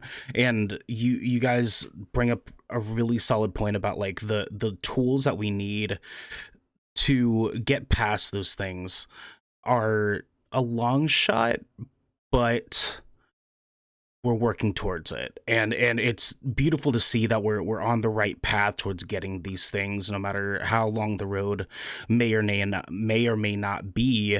It's nice to think that, you know, sometime soon we could potentially be looking at a better light down the tunnel. Real quick, do you guys feel like you need a quick break? Real quick, we can take a quick like 2-minute, or if you guys need to go potty or anything, we can do that. I don't know if you guys are getting a little restless or not, but you guys are game? We're good? I'm good. I'm good. You guys, you guys are the best, I swear. All right, cool. All right, cool. Well, with that said, then, the next thing I want to kind of get into here is actually something that got brought up a little bit by each of you. Is that one of the main reasons I wanted to get Holly and Rose on here was to get the perspective of women in Asian culture, and how as much as I hate it, you guys get treated very differently in regards to Asian men and men in general. And I want to kind of touch a little bit on the topic of Asian women being sexualized and over sexualized, because I think that it's extremely important to understand that there's a very different dynamic that comes with that me and Mike are never going to be able to understand. And I want you guys to sort of speak on your thoughts on that, and what consumers and listeners and the people at home can do to better protect you guys more specifically, rather than just Asians under the umbrella. You know what I mean? Because we want to try to give you guys the love and care that you deserve. And I want people at home to hear some ways that they can go about making sure that you guys get that love. Let's start with you, Holly. Let's start with you on this. It was such a big topic, and I think I could say so much. But the first thing that came to my head was a personal experience that I usually think about whenever I'm being asked about being an Asian woman. Um, because it's probably I don't know, it's just an example I think about. But someone I used to work with um, had once said to me, "Holly, you're so cool. Like, I just didn't think you were like." It's kind of like he was saying, "I didn't think you were gonna be this cool, but like, man, you're cool." And I realized, like, I kind of dissected his like, it seems so seems so innocuous, right? Like, just a, "Oh, I am cool." You know what? Like, I am. But the reason he was saying that was because he had started to be around me in a non-work environment where I was swearing a lot more often, and I wasn't acting in a sort of demure manner, if that makes sense. At work, you're professional. That's just what it is. But outside of work, yeah, I'm swearing. I do drink. I do like I live a life like I'm any other normal person. But in his head, he had this idea that just because I'm an Asian woman, that I would act a certain way. And when I acted outside of that idea, and he was like, "Oh wow, you're." It's kind of like you're not like those other girls. Um, I mean, there's just so much to unpack in terms of that topic, but I'll just start with that story and let Rose also say something. This will be fun. This will be Go off, very Queen. fun. Go off, Queen. Do it. I think my experience. Do we want to keep this to gaming, or do we want to keep this as like a whole? You can go whatever direction you want. This is our show. This is our topic. So you go off. It's very. I think my experience as an Asian woman very much. There's something weird about it. Okay, right. It's not inherently tied to looks as it is about race. I definitely have heard the exact same, "Oh, you're not like other girls." And the implication behind that is you're not like other Asian girls, right? For context, I'm someone who is of almost ruthless efficiency to like a fault. I meticulously plan out like every single thing I do from start to finish, and if I can't plan it from the beginning, then I don't do it. Um, and a lot of that translates into my work. So even when I worked, this is like when I was 16, 17, I used to work at Chipotle and I used to work at Levi's, right? So I was a stylist at Levi's, and it was very much like you were very much often disliked as an Asian American woman for being good at your job and being able to be proud of it. Very much often in workspaces, Asian women are very much expected to just be quietly good at their jobs and just sit there and twiddle their little fingers and look cute while doing their jobs and not do anything else. Like, that's not how this works. I don't believe in that. And there's kind of like a silent agreement between a lot of people when they think about Asian American women and working with them. It's very easy for them to kind of just take the credit, or very like, oh, like they'll be okay if I said that, like, I came up with it instead. So it's always been present in like every single part of my life, right? Not just in like romantic interactions, but also like in how your friends treat you growing up, how workspaces treat you growing up, especially in terms of like recent events too. I distinctly remember someone telling me like, "Oh, but you're an Asian girl, so working in esports must be easy for you, right?" You know? Um, I've also gotten a lot of the, "Yeah, but like you're a pretty Asian girl. You can like I'm sure you had a lot of an easier time compared to other men who have to actually work for what they do." I've also been hit with the uh what was it? The magical. Oh, it makes sense that Rose is a graphic designer because girls can only do art. You know, this is very like common, and everyone likes pretending in gaming that it doesn't exist, but it does. And if you're pretending that doesn't exist, you're probably part of the problem. My whole thing is you're dealing with stuff like that, right? Like they expect you to take it as a compliment a lot of the times. They expect you to kind of just be like, "Oh, like thank you. Like thank you for telling me I'm not like other girls." Like no, that's worse. I am like other girls. In fact, I'm exactly like all other girls. Okay. It's very it's not even based in exactly at some points, like you're kind of reaching this like it's not even just about being an Asian woman anymore. It's just about being a woman. Especially in gaming, you're kind of treated as like this little cutesy diversity hire who, if you show yourself on the internet or anywhere at all, like you are very obviously attention grabbing and you must be cloud chasing and you probably did something that was probably inappropriate to get the job that you have now. Like that, I don't agree with that kind of stuff.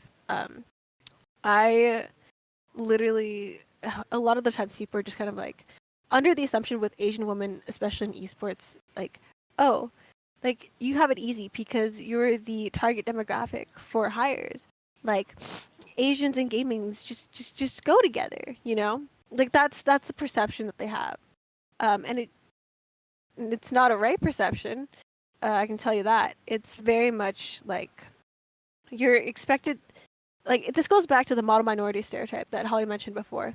You're expected to be smart. You're expected to be good at everything that you do, but you have to also be humble and subservient and also docile and let other people take your ideas whenever you want. Right.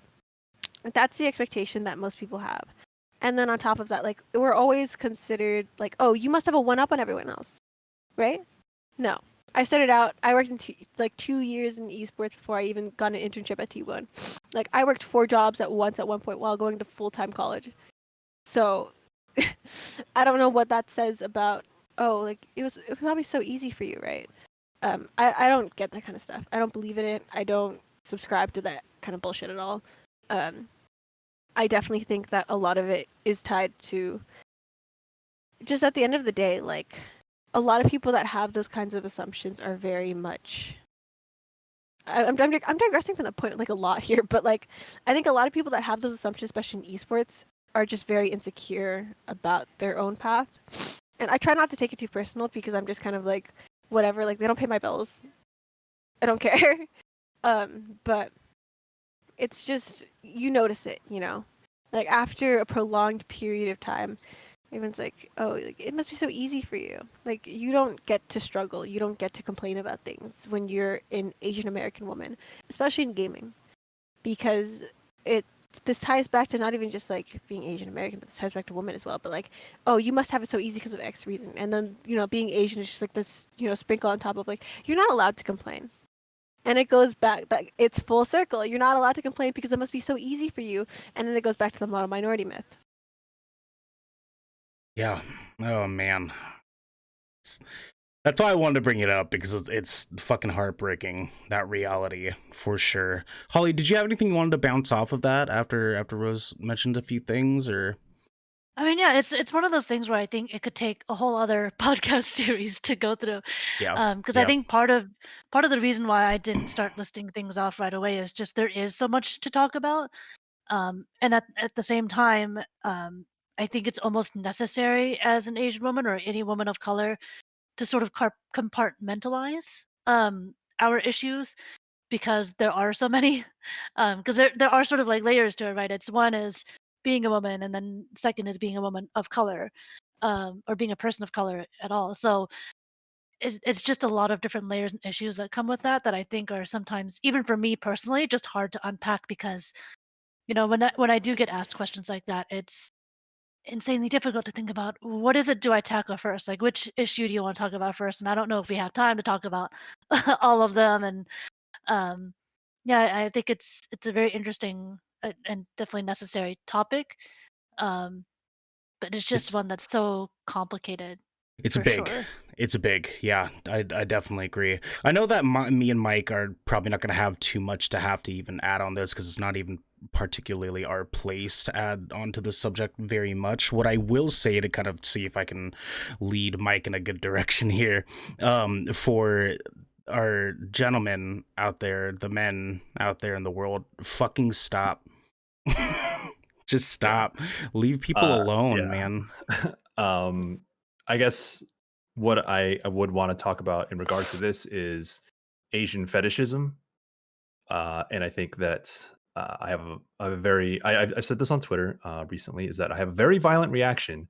I have a very like visceral reaction to men and Asian fetishism, because I grew up around that, and it hits very close to home. And it's a difficult thing for me to talk about, one, as a man, but also as um, I've seen, because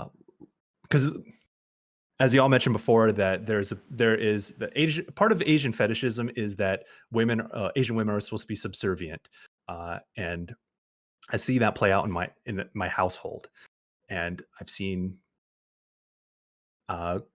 culture, traditions, language, food being suppressed by white men who think that they are in control of their Asian partner, their Asian wife, or whatever. I grew up around that shit, man. Like it hurts. It fucking hurts to see that. And I think that the takeaway is that, one, men should be active in eradicating sexism and misogyny when they see it, and in their lives too. Yes, But yes. if we're on the topic of Asian Americans, it's a whole nother layer of that. If you're going to live I've seen this happen, is that if you're going to live into America, you need to be Americanized. And then like that smelly fish that you fry, that weird language that you speak, you can't have any of that here. And that, having seen that happen, it breaks my fucking heart. And it kind of, when you raise a family under that sort of mentality and household, you are erasing their culture, but you're also it's abusive. That shit is abusive. And like my bad, y'all. Like It's all good. You're good. You're good. yeah. And that's why, like, I feel like I've been conditioned to think that. So when I see like white men with Asian women, it kind of like triggers that sort of that mentality that I saw as a kid and all the time growing up. And uh yeah, it's a very real thing, because if like you go back through history of like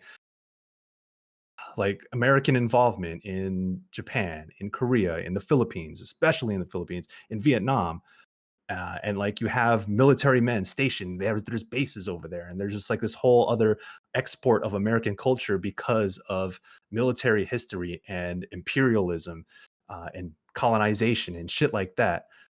And you know, there's a lot of crossover of, like, obviously military is made up of mostly of men in those times, and then when they're stationed over there, it's like there is a whole culture of like seeing Asian women as exotic or erotic, and like that and it kind of propels the what they call yellow fever. I hate saying it, I hate hearing it, but that is a thing that happens in our world. And I think that that gets perpetuated in American culture, and it could be like little things too, like in media. If we're talking about media, like, oh, there's the sexy Asian woman in the movie, and like, ooh, like that is a stereotype that gets perpetuated, and it like I keep saying, like, it normalizes the idea of that's how Asian women should be, and when you live around that stuff, it's affecting. And I don't know what else to say, but other than like men need to be better. Amen. As a whole, Amen. Yep. Like, you need to be able to recognize what is misogyny and what is sexism and take active steps around it.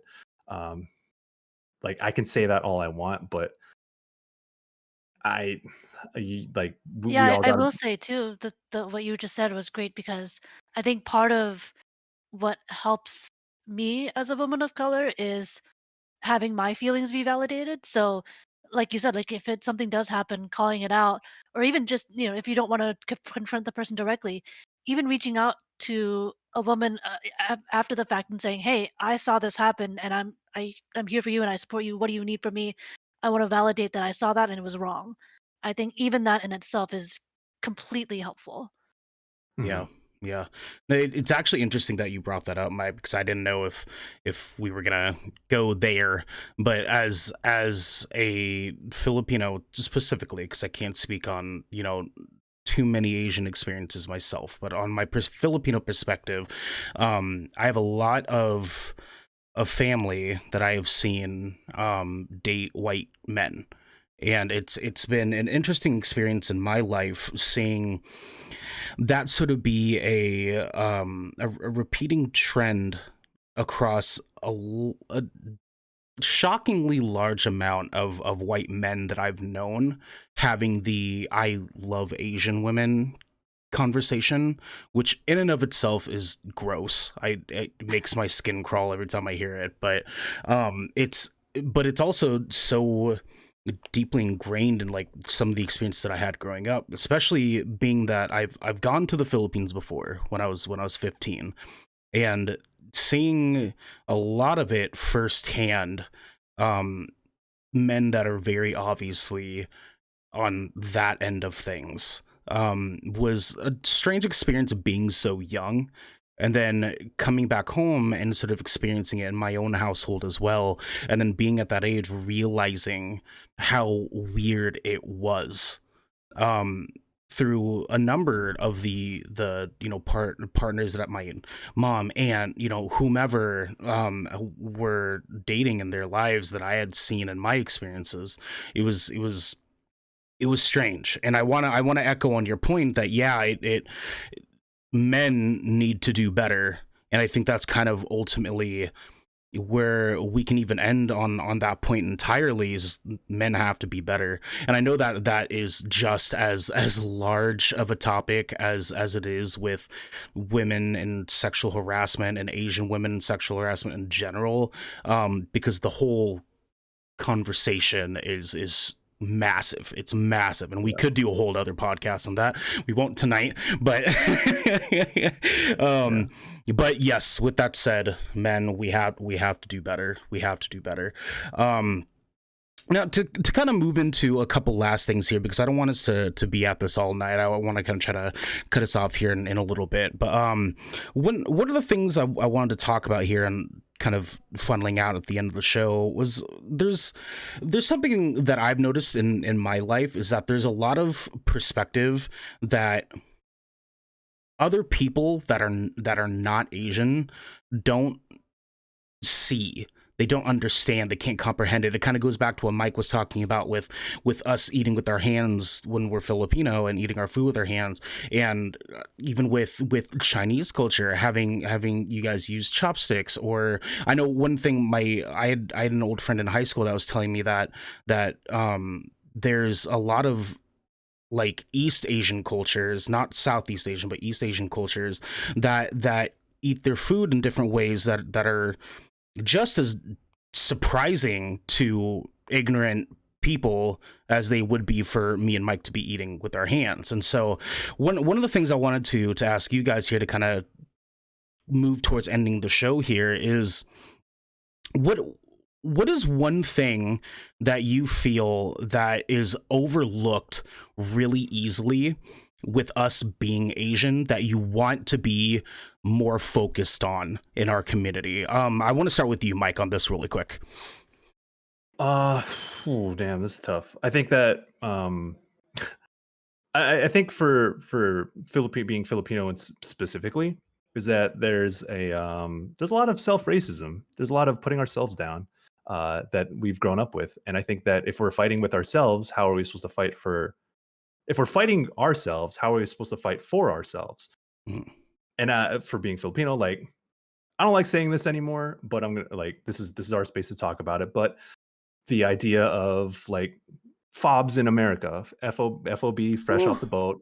Yeah. Like Yeah. I know this is probably gonna this is gonna hit for probably anyone who's Asian American, but growing up there was like we would perpetuate that hate. We were like, oh snap, look, oh you're a fob. Look, if they speak with a Filipino accent, Yeah. we would Yep. other them.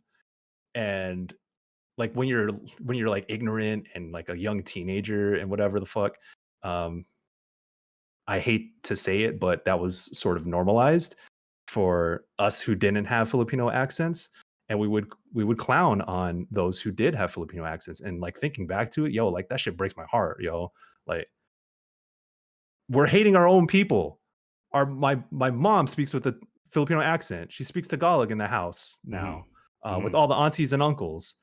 And I was out there with other people, essentially using a slur against our own people, and like that shit's fucked up. And I like to think that kids nowadays, Filipino Americans nowadays, are more cognizant of that.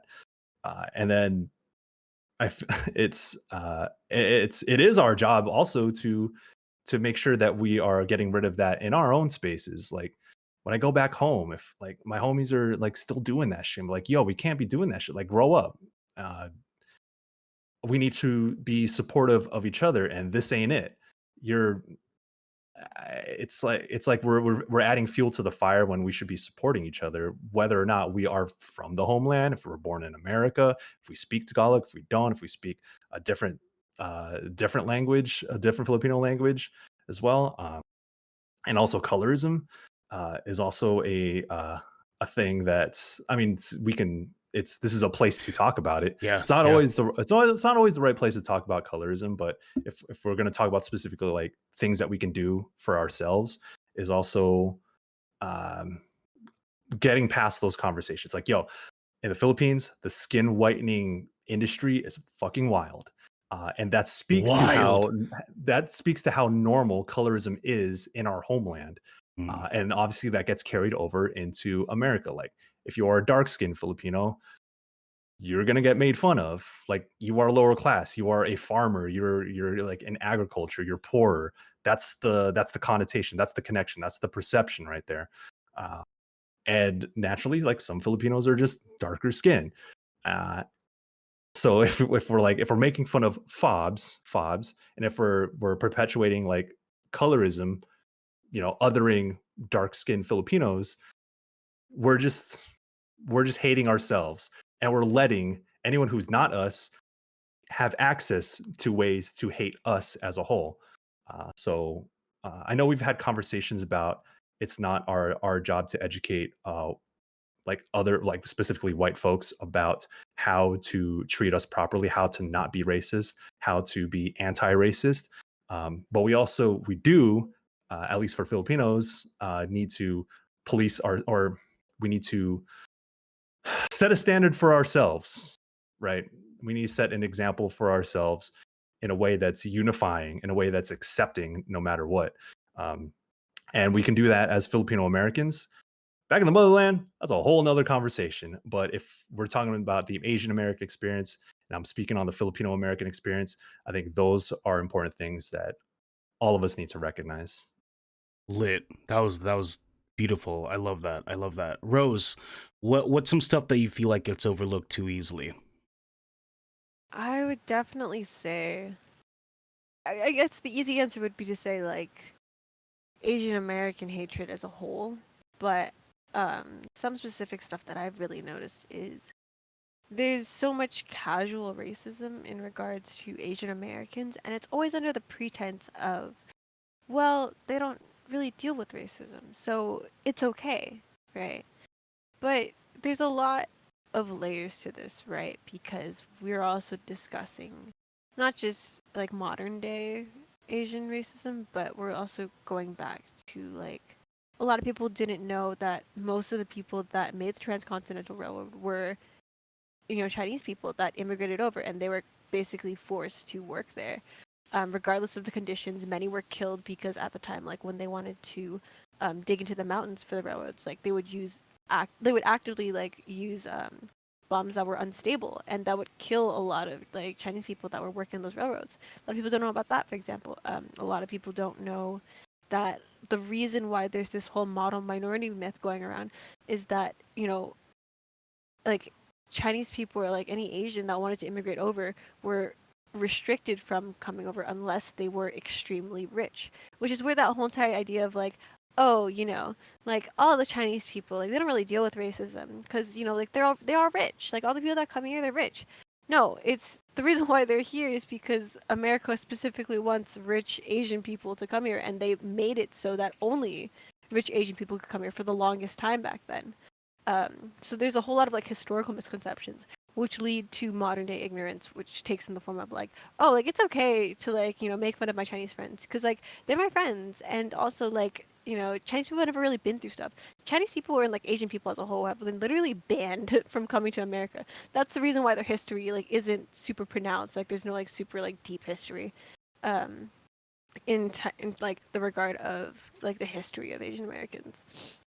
I think a lot of it is so it's hard because it's just like misinformation constantly, and it's people not willing to change their beliefs when, you know, the truth comes out, or not even just the truth, or like them being educated about stuff that's always been present. But, you know, like again, like this goes back to like we're not taught this stuff in school, you know.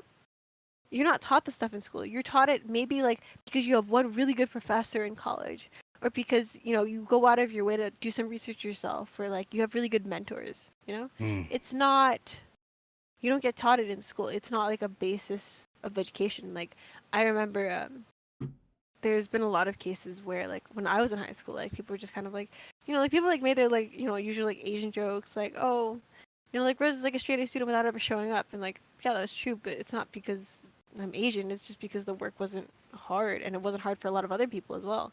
It's high school, you know, but it was very much like a lot of the hard work that Asian Americans do gets discredited because they're assuming like, oh, you know, like again, like it's a money thing. Like, oh, they're of a high social standing, like they're one of the richest people here, but they're rich because the majority of people that have moved over from the beginning were very, very rich, or the most people that even want to come to America now are extremely rich. Like in the Bay Area specifically, there's like this running joke at our San Francisco City College that, you know, you have all these like rich like Chinese kids, like transfer students or whatever, and they always have like their designer clothes, they have the designer this, designer that, and that's all they're, you know, it's always like all these misconceptions that lead back to like, oh, like Asian people probably don't struggle with anything because they're rich, and then you combat that with the recent, you know, COVID-19 stuff, and you're kind of stuck with this weird, oh, like, you know, like, oh, like, you know, the people like Asian Americans actually do suffer,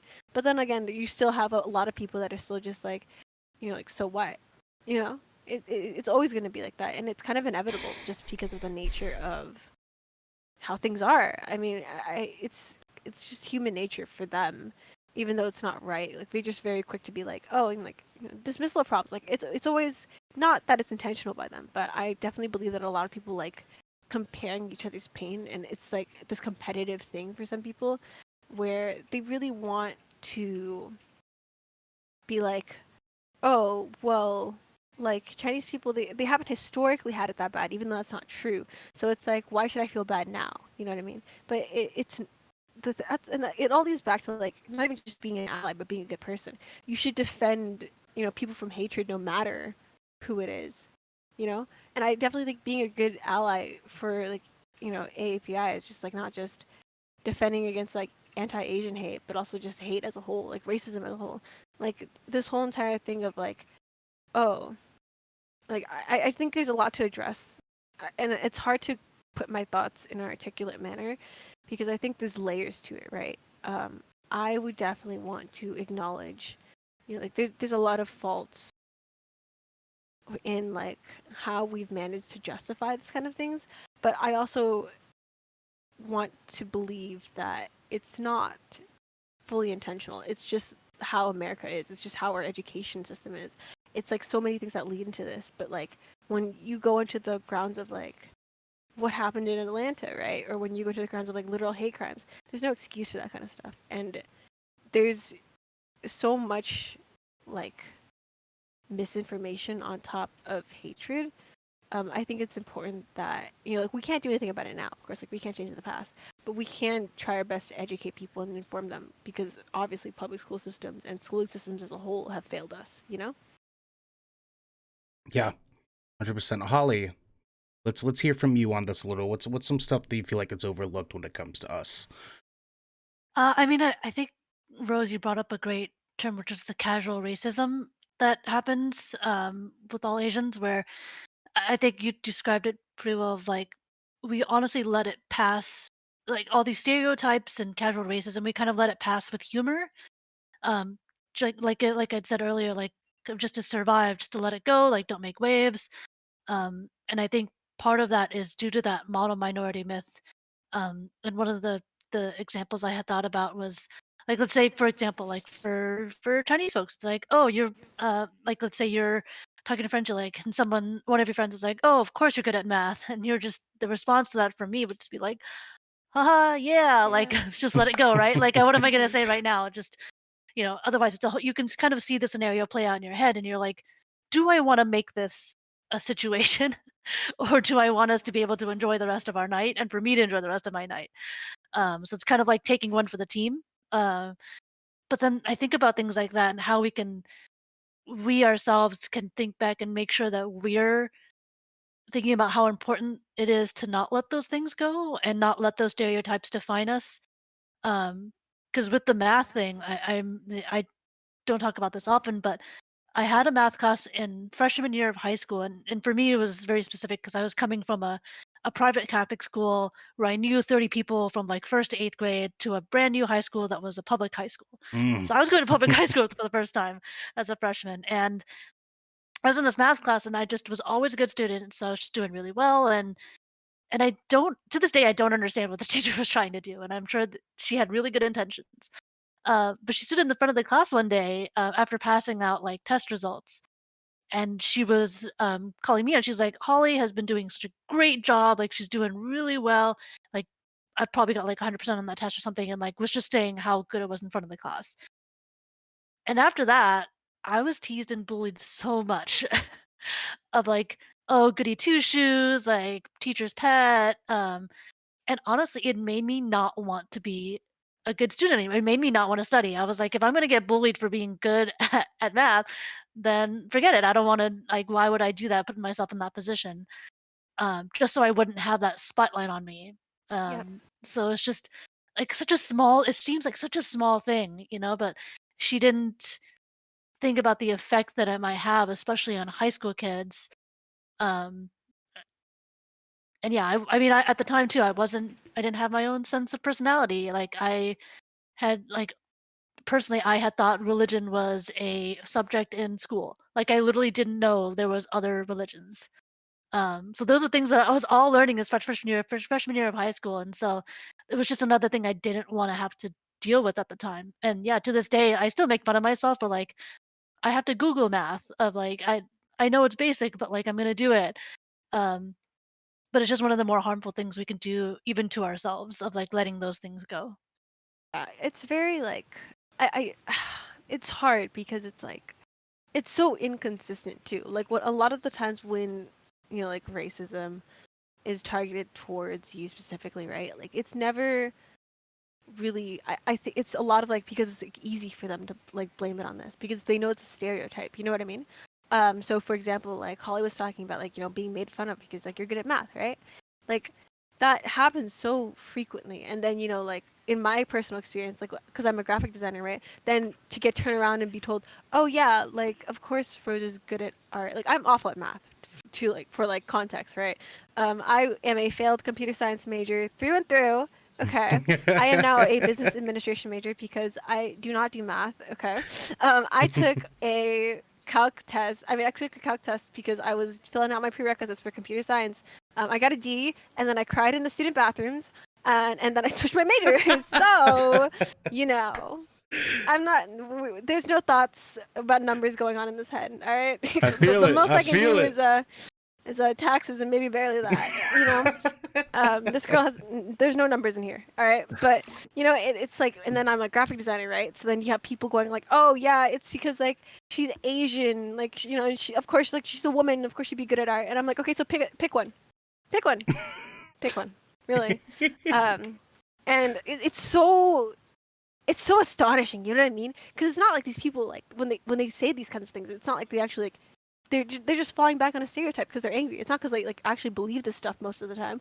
They're just like, oh, it's a stereotype, and I know that it'll hurt their feelings, and like I feel bad about myself, so I'm gonna say it. And I've learned that it's a lot of it's so like it's like that all the time, and I think it's such a small scale, right? That each like Asian American faces when they're growing up, being bullied about your intellect, being bullied about a lot of stuff, and then it manifests into something that's way bigger, you know, like because again, like it starts out small, you know, like every Asian American likes getting around together and like, you know, joking about like, oh, you know, like the racist shit that we dealt with growing up, you know, and it shouldn't be normal, but it is, and we're dealing with the repercussions of it, not just as a like individual, but industry wide, like in gaming, you know what I mean? Like for example, it manifests itself in such bigger things, especially with like COVID-19 going on. Like you have this conception that like now that, and this has always been the case with like a lot of like I think Asians, right?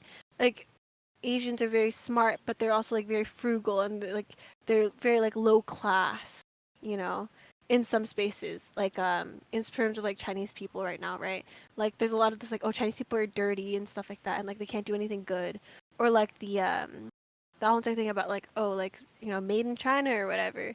You know, there's a whole type of racist subtext of like, oh, like cheap shit's made in China, and therefore like Chinese people are cheap, and that has manifested itself. People don't think that it leads into something else, right? But it absolutely does. So like for example, when Genshin Impact first came out, right? Like their company is a Chinese company.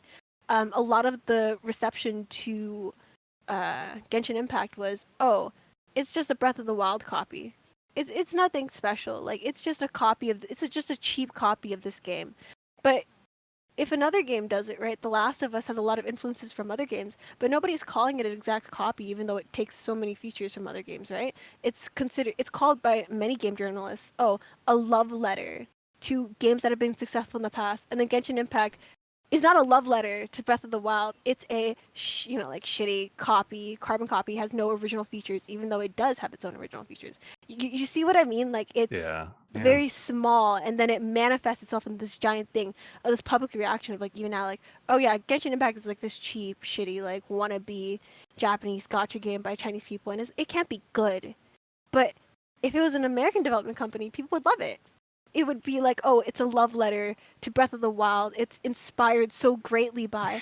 It's so wonderfully influenced by. It takes from all these successful games and it puts into this lovely melting pot of like an amazing, phenomenal game that's an entirely new experience in itself. Like, it's Mike so is sweating obvious. right now. No, like because it's like, oh, it's good for a Chinese game. And like, Yeah, fuck like it's outta good here. for a Chinese game, and you get told that your entire life as an Asian American. You're pretty for an Asian girl.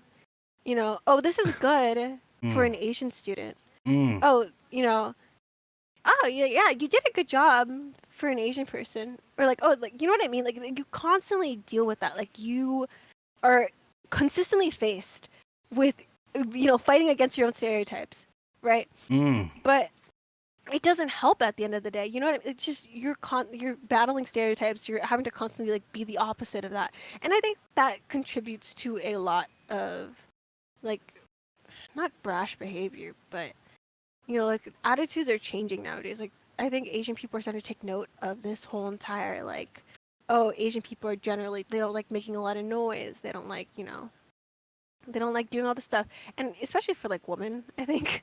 Like there's very much this like, oh, like if you are anything but docile and anything but compliant, you know, you're considered like awful. You're considered like you're like this negative thing. But then if somebody else did it, like if a white person did it, right, then they'd be like, oh, like they like taking initiative. You know, they're a what's it called? They're a starter. They take initiative. They're adaptive. They're able to speak clearly and concisely. But if an Asian person does that, good luck. Good luck. You know, and it's very hard. not even just like in school, not even just in workplaces, but in school as well, in everyday life as well. And it's very interesting because I knew these things existed, right? And then you go into the realm of gaming, and then you're like, oh, like it's here too. It's here too. It's just in a different form. You know what I mean?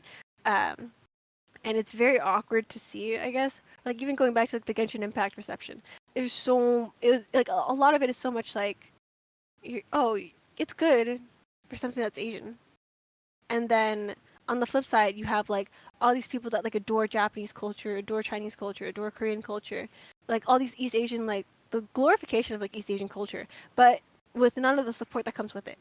They don't want to deal with being called like the Chinese virus, but then like there's people that will happily Photoshop themselves like Asian just for the sake of like, oh, because I like the aesthetic of it. Yeah, you like the aesthetic because you can take it off at the end of the day and wipe it off with a makeup wipe. You're not actually in it to be in it, and you're not interested in supporting actual Asian people, even though you clearly benefit off them.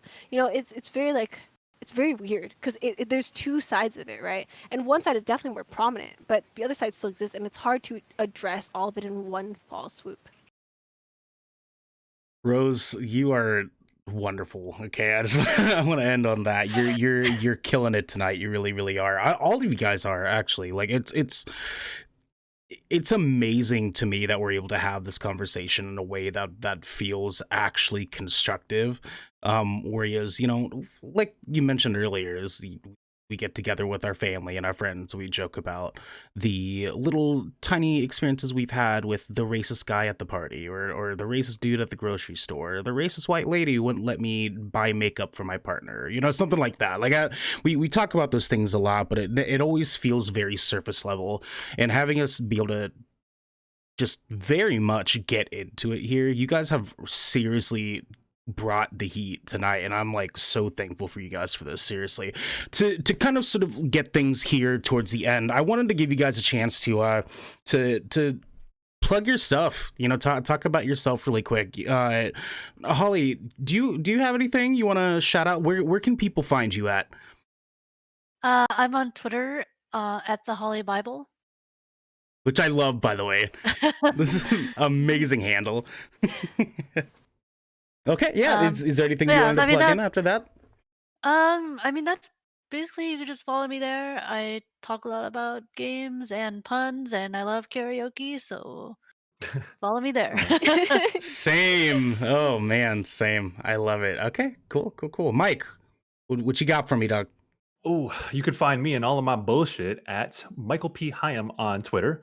You can also check out Gamespot.com where my work gets posted. I also Twitch stream as well at Brazy Asian, which is a shout out to my hometown and the streets we used to run back in the day.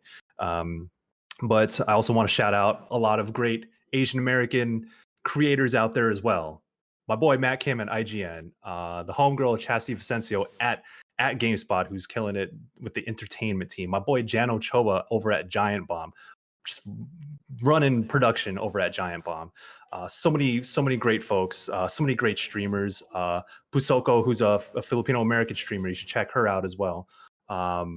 Damn, there's just so many folks out there who are doing great work. We're out here, guys. We're out here. I don't have the time, and I can't. My bad. I can't off the top of my head name all y'all, but I just want to let y'all know that we out here and they're doing good work, and I see it, and I love and I support all y'all, and as we all should.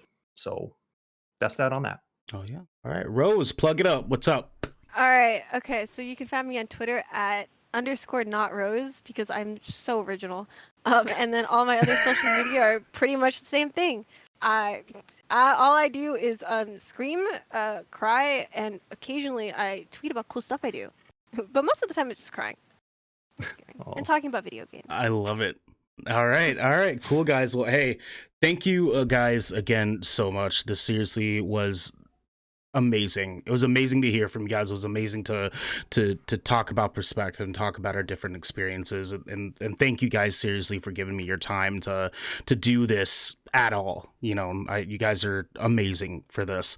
I wanted to say real quick too that I was planning on doing something like this again right around the May time for Asian Pacific Island Heritage Month. I'll probably be in contact with you guys to try to see if you guys wanted to get together and talk a little bit more on this stuff, and just celebrate and hang out, you know, and and be Asian as fuck, because that's what it's all about. You know what I mean? That's what we're about here. So anyways, this has been the Good Kraken Show. My name's Ernell Pearson. You can follow us at Good Kraken podcasts across all platforms for now. Actually, I think I still gotta set up the Instagram. Don't judge me. Follow all these guys, talk to these guys, have some conversations, share, talk, do what you need to do. 3 amazing people here to talk about something super, super important with all of you. Let's fucking get it. You know what I mean? Let's do it. Let's be Asian. Let's kill it. We're out here doing it for our ancestors. You know what I mean? So again, thank you guys. And for everyone watching at home, thank you.